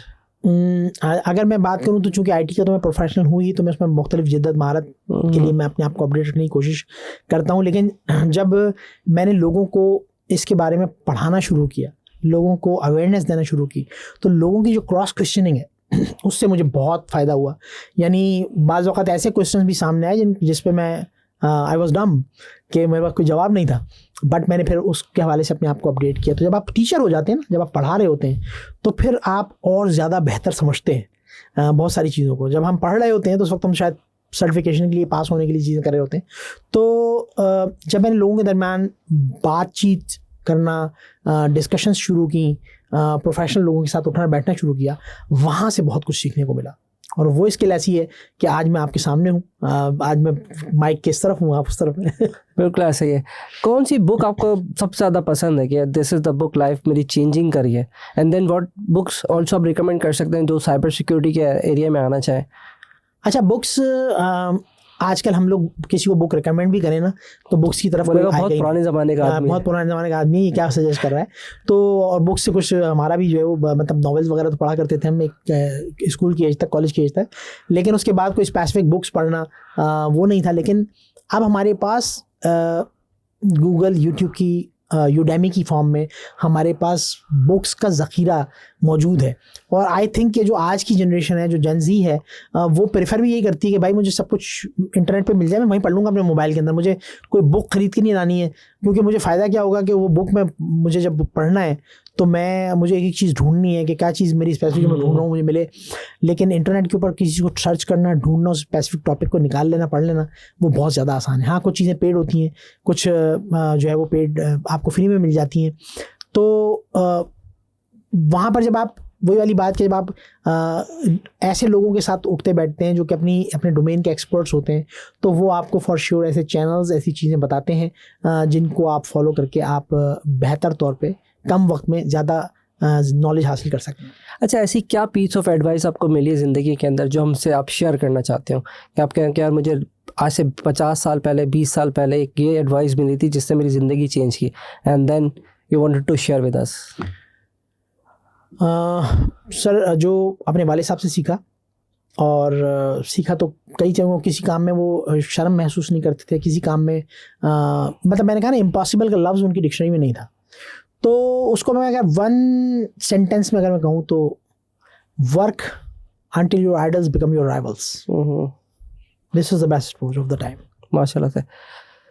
Next 5 year में आप अपने आप को कहाँ देख रहे हैं in terms of cyber security में भी? आप बता सकते हैं कि नेक्स्ट 5 ईयर में साइबर सिक्योरिटी ये चेंज होने वाली है बिकॉज द AI ने जो है वो पूरा का पूरा सिस्टम चेंज कर दिया है। एंड देन आप अपने आप को भी नेक्स्ट 5 ईयर में कहाँ देख रहे हैं? देखिए, मैं ये हरगिज़ नहीं कहूँगा कि मैं 5 साल बाद, नेक्स्ट 5 ईयर्स में मैं अपने आप को बहुत बड़ा एक्सपर्ट देख रहा हूँ, क्योंकि as time passes by cyber security के जो चैलेंजेस हैं वो मज़ीद बढ़ते चले जाएंगे, मॉडिफाई होते चले जाएंगे, और एक मल्टीप्लायर इम्पैक्ट आएगा कि आज अगर कोई नया थ्रेड जो है वो 1 महीने में आता था, तो अब वो 1 घंटे में और एक दिन में आ जाया करेगा। सो हमें वही वाली बात है कि we must need to keep learning and learning and learning. मिनल महादी लहाद, माँ की गोद से लेकर कब्र तक हमने पढ़ना है, हमने सीखना है। तो 5 साल बाद भी I will be a learner, I will be trying to become successful. और ऐसा ही रहना चाहिए। कोई अपनी ज़िंदगी में अपने फेलियर आपको मिला हो जिसने आपको कुछ, कैसे आपने बताया मैं लर्नर हूँ, तो कोई ऐसा फेलियर जिससे आपने कुछ ना कुछ सीखा हो और जिसने आपको और मजीद मोटिवेट किया हो? जी उस वक्त करंटली आपको लगा कि मैं फेल्ड हो गया, because this is the very important question for the entrepreneur जो कि वो फेल हो जाते हैं। कोई ऐसा फेलियर आप शेयर करना चाहें जिससे आप आगे बढ़े हो मजीद? आई थिंक मैंने पहले जैसे जिक्र किया कि जब मुझे दोस्तों ने मशवरा दिया, मेरे रिलेटिव ने मशवरा दिया कि आप जो कॉलेज सेलेक्ट कर रहे हैं वो सही नहीं है, मतलब वहाँ परसेंटेज नहीं आती है, तो मैं वहाँ ओवर कॉन्फिडेंट हुआ कि नहीं यार, जब मैं पीछे मेहनत करके मैं नंबर ला चुका हूँ तो मैं यहाँ भी। तो ओवर कॉन्फिडेंट नहीं होना है ज़िंदगी के किसी भी मोड़ पे। आपको ये नहीं सोचना है कि मैं अकल कुल हूँ और मैं सब कुछ बेहतरीन तरीके से कर सकता हूँ। हम में से कोई सुपरमैन नहीं है, सिर्फ वो आइडियल सिचुएशन में ही हो सकता है, और आइडियल सिचुएशन किसी के पास नहीं होती। जब फिजिक्स में होता था ना कि सिर्फ एक आइडियल सिचुएशन में अगर एक गाड़ी को मूव कर दिया तो कभी रुकेगी नहीं, वो सिर्फ आइडियल सिचुएशन में, कि वहाँ रेजिस्टेंस ना हो बिल्कुल, ठीक है। तो लाइक दैट आपने ज़िंदगी के अंदर आप कभी भी ये ना समझें कि आप जो है वो अकल कुल हैं, आप जो सोच रहे हैं वो बेस्ट है। जब ऐसा सोचेंगे, जब ऐसा होगा, तो इसका नतीजा सिर्फ और सिर्फ डिज़ास्टर से मैं लेता हूँ कि क्योंकि सोशल मीडिया पे मैंने आपको देखा है, बड़े आप एक्टिव हैं माशाल्लाह से सारे प्लेटफॉर्म में, और इवन फिजिकली भी आप मिलते हैं मुझे, कभी हम किसी इवेंट्स में जाते हैं तो नेगेटिव क्रिटिसिज्म तो आता होगा, ऐसा नहीं होता अबे भाई ये क्या है यार, अपनी करता है। तो आप उसको कैसे मेनटेन करें? क्योंकि जो भी सोशल है उसको सबसे बड़ा थ्रेड यही होता है, सबसे ज़्यादा खौफ यही होता है कि यार मैं अगर कोई पोस्ट डालूंगा मुझे कोई नेगेटिव फीडबैक दे सकता है, कमेंट दे सकता है, तो हम उसको कैसे मेंटेन करते हैं, अपने आप को कैसे चैनलाइज करते हैं? देखिए, जब चीज़ों का जो सिलेक्शन होता है ना, अक्लमंद और बेवकूफ़ में सिर्फ एक फ़र्क है। अक्लमंद कोई काम करने से पहले सोचता है और बेवकूफ़ काम करने के बाद सोचता है। ये बहुत बड़ा डिफरेंस है।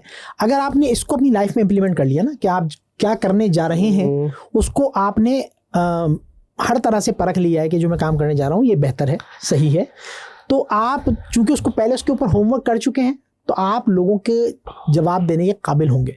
आप यकीनन कोई ऐसी ब्लंडर नहीं करेंगे, कोई ऐसा लूप होल नहीं छोड़ेंगे कि कोई उसमें सवाल उठा सके। हाँ, लोग ज़रूर कहते हैं, लोग कहते हैं कि आप ये इतनी तरह के काम कर रहे होते हैं, आप इसका मतलब ये कि आप अपनी पर्सनल लाइफ पे बिल्कुल ध्यान नहीं देते होंगे। लेकिन मैं आपको बताऊं कि आप अगर मुझे देखेंगे तो मैं वर्क लाइफ बैलेंस के लिए मैं फैमिली के साथ पिकनिक भी बना रहा होता हूँ। मैं हर वीक में एक दिन मैं टीवी चैनल पे बैठ के मैं गाने भी गा रहा होता हूँ।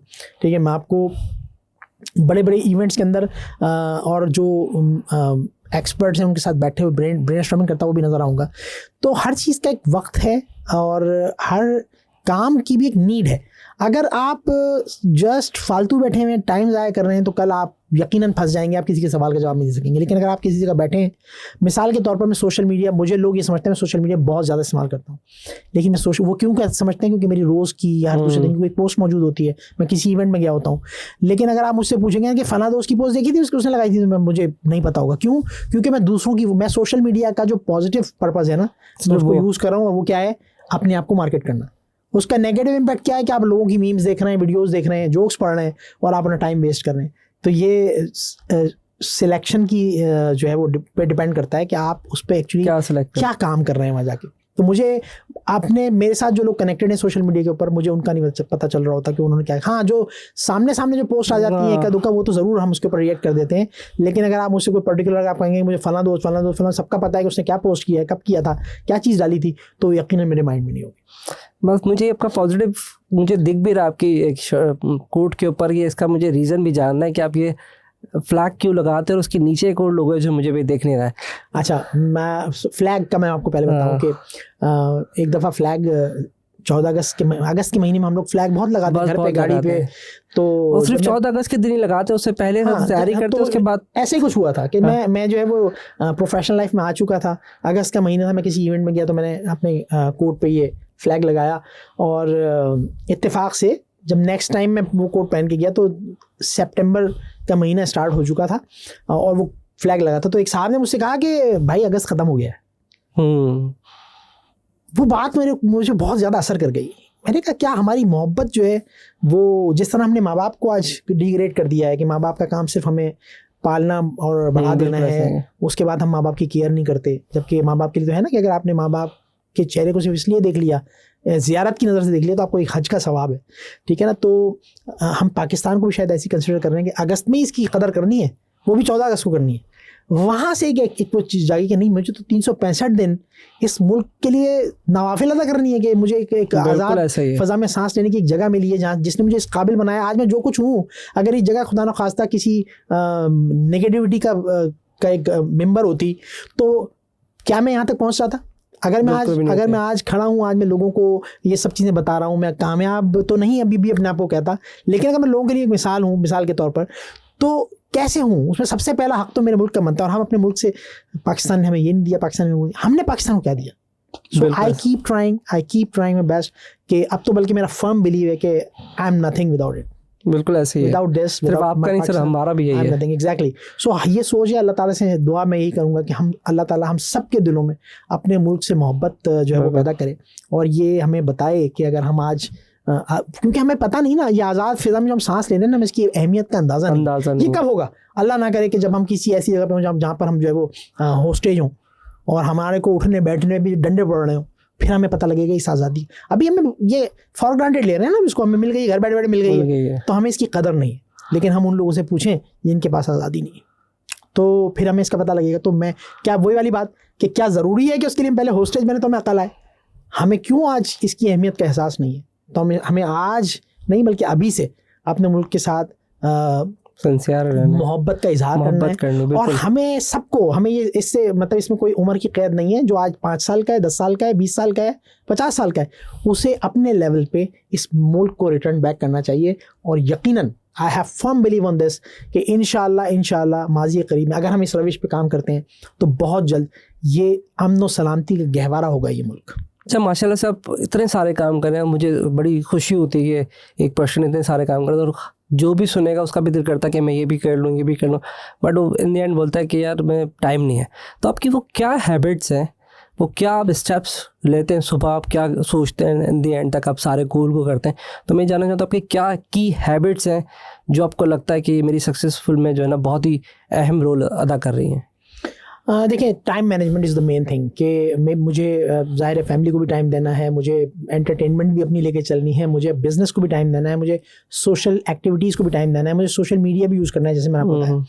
तो उसके लिए जैसे आप स्कूल में एक टाइम टेबल होता है कि आप पर्टिकुलर टाइम में आप पर्टिकुलर चीज़ को पढ़ रहे होते हैं, लाइक दैट मैंने अपने पूरे दिन को डिवाइड किया है, जिसमें सोने का टाइम, नमाज का टाइम, सोशल मीडिया एक्टिविटीज़ का टाइम, सोशल एक्टिविटीज़ का टाइम, प्रोफेशनल जो इवेंट्स होते हैं उनका टाइम, और इवन अपने कस्टमर को विजिट करने का टाइम, उनको मैंने डिवाइड किया हुआ है। और उसको स्केड्यूल करते हैं बाकायदा कि अगर कोई मीटिंग हो रही है तो हाँ जी, अगर कोई कहता है कि जी कल आ जाएं, तो इसका मतलब नहीं कि मैं कल जा सकता हूँ। मैं देखता हूँ कि मेरा स्केड्यूल बाकायदा कैलेंडर में बना हुआ होता है। जब आपको आज मोबाइल और जो टेक्नोलॉजी है वो आपको बहुत सहूलत देती है कि आप अपने मोबाइल में पूरे स्केड्यूल में, तो विद इन मिनट्स आप जो है वो सामने जो कन्फर्म कर देते हैं कि यार ये टाइम नहीं, मैं इस टाइम स्लॉट में आ सकता हूँ।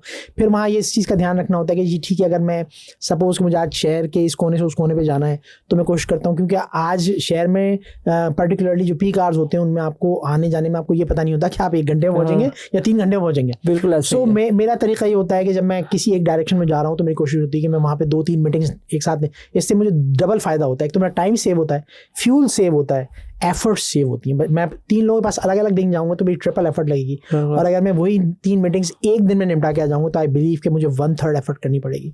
सो ये चीज़ें हैं, तो उसमें थोड़ा बहुत हर जगह अक्ल का इस्तेमाल, जो स्मार्ट टेक्नोलॉजी है उसका इस्तेमाल करते हैं। ख़ास तौर पे जो मेरा सोशल मीडिया यूज़ करने का टाइम है, चूँकि रात में मैं फर्स्ट वर्ल्ड कंट्रीज़ में बिज़नेस कर रहा होता हूँ, जैसे मैंने आपको बताया मैं रात में नहीं सोया हूँ 14 साल से, तो इस दौरान मैं अपने सोशल मीडिया की पोस्टिंग, सोशल मीडिया पे चीज़ों को देखना जो मैंने आपसे, क्योंकि उसमें क्या होता है कि मेरे क्लाइंट्स मुझे रब्ता करते हैं उस टाइमिंग में। अब वो हर वक्त तो नहीं होते, किसी वक्त मुझे उनका वेट करना होता है कि जी उन्होंने आने का कहा है, वो आएंगे, मीटिंग होगी, लाइक दैट। तो अब वो जो मैं जितनी देर उनका वेट कर रहा हूँ उस वक्त मैं क्या करूँ, तो मैं उस वक्त अपनी अवेयरनेस के लिए चीज़ें देख रहा होता हूँ।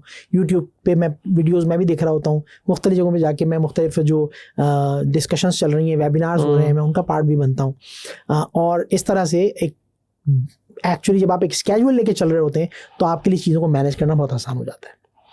ज़बरदस्त। जो अपने साइबर सिक्योरिटी में कैरियर स्टार्ट करना चाहते हैं तो आप उनको क्या सजेस्ट करेंगे कि कैसे वो अपने कैरियर में आ सकते हैं? इसके अंदर थोड़ा सा और एड ऑन कीजिए कि हमारा मेन ऑब्जेक्टिव जो होता है वो पैसा होता है, एंड देन कितना पैसा वो कमा लेंगे। अच्छा, साइबर सिक्योरिटी में के लिए तो मैं सिर्फ एक बात कहूँगा कि साइबर सिक्योरिटी में आजकल हमारे जो यूथ हैं वो कॉन्शियस हैं कि साइबर सिक्योरिटी की जॉब्स नहीं है। यकीन मानिए कि साइबर सिक्योरिटी की जॉब्स जो आने वाली है ना, जब तक आप अपने आप को एक प्रोफेशनल बनाएंगे, क्योंकि उसमें बहुत कम टाइम रह गया है, तो जल्द से जल्द आप जो है वो साइबर सिक्योरिटी डोमेन एक ऐसा है, जैसे मैंने कहा कि मैं अगर उसकी कंपनी खोल रहा हूँ तो इसका क्या मतलब है कि आगे मैं वहाँ टीम भी हायर करूँगा, और मैंने अगर कंपनी खोली इसका मतलब कि उसमें बिजनेस आने के चांसेस आगे ज़्यादा हैं, तो जिस चीज़ में बिजनेस आएगा वहाँ की टीम भी बड़ी होगी। तो हमको जो हमारे अंडर ग्रेजुएट्स हैं उनको मैं रिकमेंड करूँगा कि वो साइबर सिक्योरिटी डोमेन की तरफ आएँ। सेकेंडली क्या एक ओवरऑल के जो लोग अपने कैरियर को लेके आज सब परेशान है कि मैं क्या करूँगा, तो उसमें हम साइबर सिक्योरिटी पे नहीं बल्कि ओवरऑल इन जनरल में अगर मैं बात करूँ कि देखिए आज से 30 साल पहले भी यही था कि जॉब्स नहीं है, और आज भी यही कि जॉब्स नहीं है। बिल्कुल ऐसी है एक्चुअली, और बीइंग एन एम्प्लॉयर मुझसे पूछें तो जॉब्स हैं, मुझे रिसोर्स नहीं मिल रही। तो एक्चुअली प्रॉब्लम कहाँ है, हम स्किल्ड नहीं है, हमारे पास कोई ऐसा हुनर नहीं है जिसको हम शोकेस करके अपने आप को कैश करवा सकें।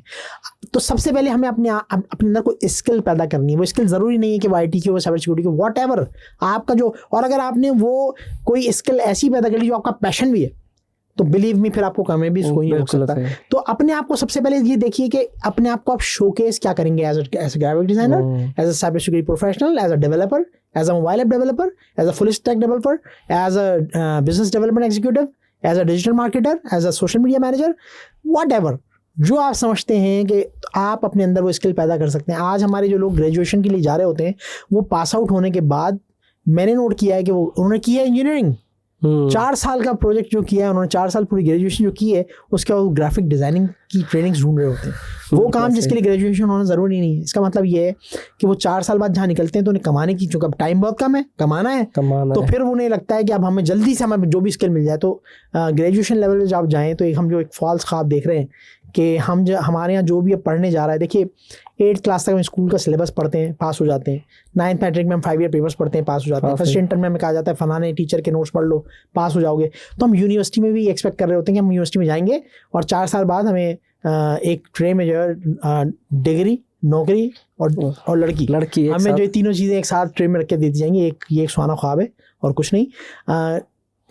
इन यूनिवर्सिटी में जब प्रोफेशनल एजुकेशन में जब आप आते हैं तो आपको 40 से ज़्यादा सब्जेक्ट्स पढ़ाए जाते हैं और जो आपका डोमेन है, जो आपका लाइफ का गोल है, उसमें डीप डाइव आपने खुद लेना, ठीक है। उसके लिए आपको अगर कहीं अपॉर्चुनिटी मिलती है कि कोई आपको प्रोफेशनल ट्रेनिंग दे रहा है, तो हमारे ज़माने में तो होता था, हम कहते थे भाई आप हमें पैसे भी मत देना और पिटाई भी लगाना था बस, बट खुदा के वास्ते कुछ सिखा देना, ठीक है। लेकिन आज का यूथ जो है वो इंटरव्यू की कॉल पे पूछता है कि मैं आऊँगा, तो उस इंटरव्यू के लिए आने के भी आप पैसे दोगे या नहीं दोगे, अनफॉर्चुनेटली। और वो ये भी करता है, ये 2 बजे नहीं आ सकता सर, मैं 4 बजे आ सकता हूं। एग्जैक्टली। सो अब दूसरी बात, सीखने को तो हमारे इस वक्त हमारी प्रायोरिटीज़ का फ़र्क आ गया है। अभी कहीं आप एक ऐसा सेशन जिसके अंदर कोई ज्ञान बट रहा है, कोई चीज़ आपको सिखाई जा रही है, वहाँ पर आप देखेंगे कि हमारे यूथ की तादाद बहुत कम होती है, ऑडिटोरियम खाली होते हैं। लेकिन आज आप उसी ऑडिटोरियम में ऐलान कर दें कि यहाँ पे आज की जो एक मूवी है या एक कॉन्सर्ट होने जा रहा है, तो वो जो हॉस्पिटल में ड्रिप लगवा रहा होगा ना, वो भी व्हीलचेयर पे अटेंड करने के लिए आ जाएगा। तो प्रायोरिटीज़ को भी अपनी जो है ना वो अपडेट करना है, सीखना है पहले पैसा कमाने की धुन में नहीं लगना है। आपके नसीब में जो पैसा है वो भाई आपको मिल जाना है, बिल आखिर मिलेगा। लेकिन खुदारा अपने आप को स्किल्ड बनाएं और वो उस स्किल को लेने के लिए ना आपको एक्स्ट्रा जागना पड़ रहा है, कहीं एक्स्ट्रा जाना पड़ रहा है, इवन अगर आपको एक्स्ट्रा पे करना पड़ रहा है तो डू दैट। बड़ी अच्छी बात कही अपने प्रायोरिटी वाली। जो मैंने देखा यूनिवर्सिटीज़ के अंदर एक इवेंट रखा कर लें आप और एक बड़े सिंगर को बुलाएं, 100% आपकी हो जाएगा। तो इसका मतलब वो बहुत है कि उनकी प्रायोरिटी क्या है। एग्जैक्टली। वो सारी तकलीफ़ें, बीमारियां सब भूल के सारे होते हैं और सब नाच रहे होते हैं। Exactly. तो मैंने देखा है कि यार ये ऐसा कैसे हो रहा है। तो मुझे अब समझ में आया कि आई थिंक कि उनकी प्रायोरिटी नहीं है कि वो जिंदगी की, हम सिर्फ इसकी बात नहीं है, ये तो चले कई सेशन हो रहा था, हम इंटरनेट पे क्या कर रहे हैं, एंटरटेनमेंट, आपस में बातें क्या कर रहे हैं, एंटरटेनमेंट। कोई किसी का ज़रा सा मिल जाए तो सारे दोस्त मिलके उसको दूर बना लेते हैं और फिर उसका रिकॉर्ड लगा रहे होते हैं। तो हम सिर्फ जोक एंटरटेनमेंट काम कब करेंगे? कायदे ने क्या कहा था, काम और सिर्फ काम। सो हम काम नहीं कर रहे, हम सीख नहीं रहे, हम पढ़ नहीं रहे, हम सिर्फ एंटरटेनमेंट में लगे। अच्छा, कोई ऐसा सवाल आपको लगता हो, मैंने कोशिश की कवर करूँ एंड जितना टाइम मुझे मिला मैंने अपनी 100% एफर्ट करी, कोई ऐसा पॉइंट आपको लगता है कि जो मैंने सवाल ना किया और ऐसा लगता है कि यार ये पॉइंट है कैसा जिस पे हमें थोड़ी बहुत डिस्कशन कर लेनी चाहिए, क्योंकि इतना आसान नहीं होता दोबारा बैठना। तो मैं एंड में हर एक से पूछता हूँ कि ऐसा तो नहीं कि कोई चीज़ हम मिसिंग कर रहे हैं, बिकॉज हमारे दोनों के पॉइंट ऑफ व्यू डिफरेंट हो सकते हैं, पर लेकिन हम ऐसा ना हो कि हमारा जो व्यूअर है वो उसे मिस कर जाए। कोई ऐसा पॉइंट आपको लगता हो? देखिए, आज बिल्कुल ठीक है। एक ख़ास चीज़ मैं कहना चाहूँगा, क्योंकि मैंने आपको बताया कि मेरा इस वक्त 70% वक्त पाकिस्तान और पाकिस्तानियों के लिए है, तो यहाँ भी मैं ही चाहूँगा कि इस टाइम को मैं यूटिलाइज़ कर लूँ। और हमारे मुल्क में पिछले चंद सालों से जो है वो एंटरप्रेन्योरशिप की एक लहर चली है, बिल्कुल, which is a good sign कि हम नौकरी को छोड़ के हम बिज़नेस की तरफ सोचने लग गए। लेकिन उसमें भी भेड़ चाल पे आ गए कि एक ने काम किया है तो दूसरा कह रहा है मैं भी यही काम करूंगा। अपना दिमाग हम नहीं लगा रहे। एक ने कहा कि उबर करीम आई है तो हम जो है वो कुछ और ले आते हैं, तो जनाब और दूसरी चीज़ें, मेरे पास भी ऐसा सॉफ्टवेयर है, ये बोलते हैं, तो वही चीज़ें लाते चले जा रहे हैं। हम ये नहीं देख रहे कि उसका फेलियर क्यों हुआ था। एक चीज़ फेलियर की तरफ चली गई तो मैं उसको अडॉप्ट ही क्यों कर रहा हूँ। मैं अगर तो मैं उसका वाकई कोई ऐसी यूएसपी लेके आता हूँ जो उसमें नहीं थी और जो उस बिज़नेस को जो उसके फेलियर का वजह बनी, उसका मैं सोल्यूशन ला रहा हूँ, तो शायद मैं करूँ। तो हम क्या कर रहे हैं, अगर आज हमारा कोई यूथ या कोई भी शख्स हमारी नेशन का भी सोचता है कि मैं एंटरप्रेन्योरशिप करना चाहता हूँ, मैं एंटरप्रेन्योर बनना चाहता हूँ, बट मैं करूँ क्या, तो इसका मतलब आप this is wrong number. Entrepreneur होता ही वो है जो जिसके पहले आइडिया आता है और फिर वो उस पर काम करके वो बिजनेस खड़ा करता है, and that is called entrepreneurship. तो अगर आप ये कह रहे हैं सबके देखा देखी कि मुझे एंटरप्रेन्योर बनना है, मैं एंटरप्रेन्योर बनना चाह रहा हूँ, करूँ क्या, तो इसका मतलब ये कि आप you are not on the right path. तो बहुत सारे तरीके हैं, आप SDGs को कॉपी कर लें और SDGs को फॉलो कर लें। सस्टेनेबल डेवलपमेंट गोल्स जो हैं, जो कि यूनाइटेड नेशंस की तरफ से टारगेट मिला हुआ है, बाय 2030 हमें करना है, हम सब ने मिलकर अचीव करना है। सो उसमें से कोई चीज़ लेके आ जाए, कोई इनोवेटिव सोल्यूशन निकाल लें कि हाँ जी, अगर पॉवर्टी को कम किया जा सकता है तो कैसे कम किया जा सकता है, अगर एजुकेशन हमारे यहाँ कम है उसको बढ़ाने के लिए वो कौन सा तरीका जो कॉस्ट इफेक्टिव भी हो, टाइम सेविंग भी हो, और उसके लिए कोई कैद ना हो कि हाँ भाई ये काम तो सिर्फ शहर में हो सकता है, गाँव में नहीं हो सकता, देहात में नहीं हो सकता।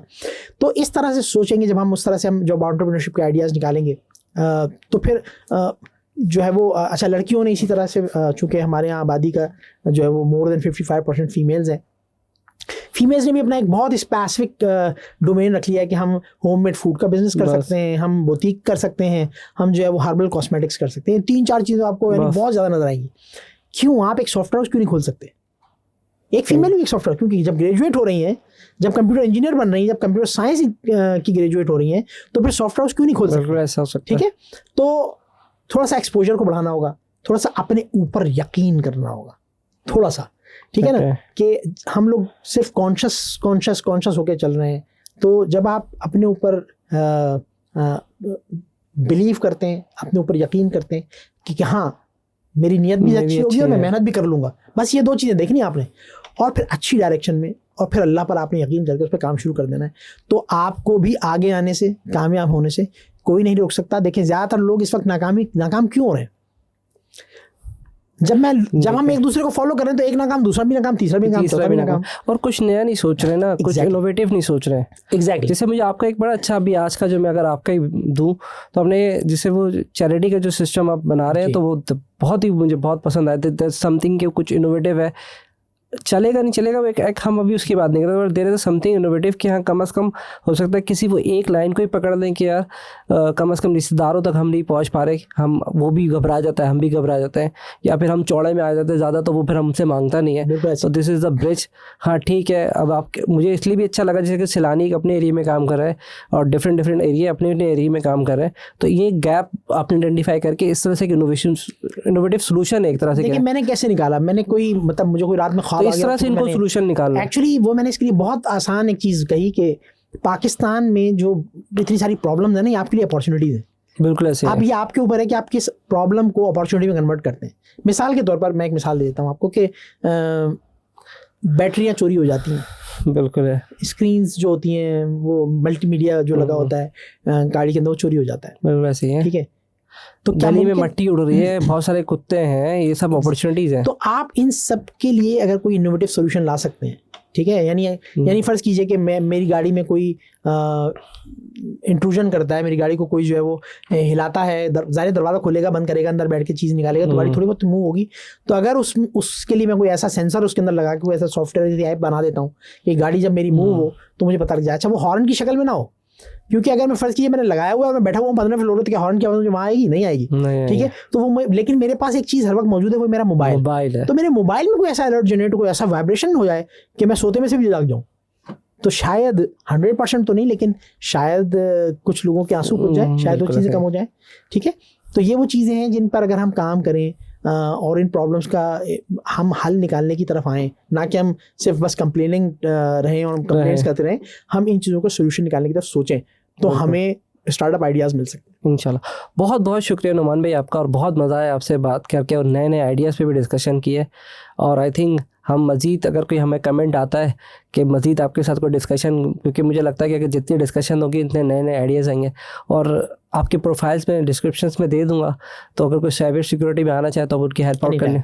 ठीक है, I would love to assist, क्योंकि हमें जो सबसे पहली प्रॉब्लम अपनी प्रोफेशनल लाइफ में आई थी वो यही थी कि जब हमें कोई चीज़ नहीं आ रही होती थी तो हमें कोई बताने वाला, सिखाने वाला मौजूद नहीं होता था। ऑल्दो कि हम तो उस वक्त बहुत थर्स्टी थे, बहुत प्यास थी हमारे अंदर चीज़ों को जानने की, लेकिन जो कि आज के, अगर मैं आज से कंपेयर करता हूँ तो आज नहीं है। आज पैसे की प्यास ज़्यादा है, जानने की प्यास, स्किल होने की प्यास नहीं है। तो हम ये चाहते हैं कि वो अगर मैं समझता हूँ कि हम वो सब कुछ डिलीवर नहीं कर सके जो हमें करना चाहिए था। आई बिलीव इन दैट, बिल्कुल कि हमने वो चीज़ डिलीवर नहीं की जो हमें कर देनी चाहिए थी।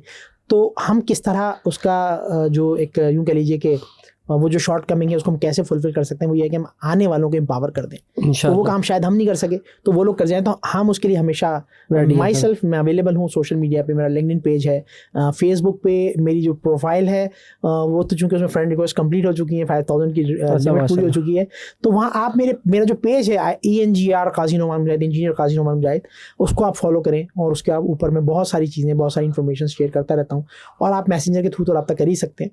तो ठीक है। इंशाल्लाह आई वोंट बी फीलिंग कि you are bothering me, I would love to assist. ठीक है, सुनने वालों ने जिसने एंड तक सुना होगा तो डेफिनेटली वो आपके साथ कनेक्ट हो जाएगा। इसके अलावा प्रोफाइल भी मैं आपके लगा दूंगा और वो आपके साथ जज़ाकल्लाह। जाएगा। और बहुत मज़ा आया आपसे बात करके। Thank you so much. अल्लाह हाफिज़।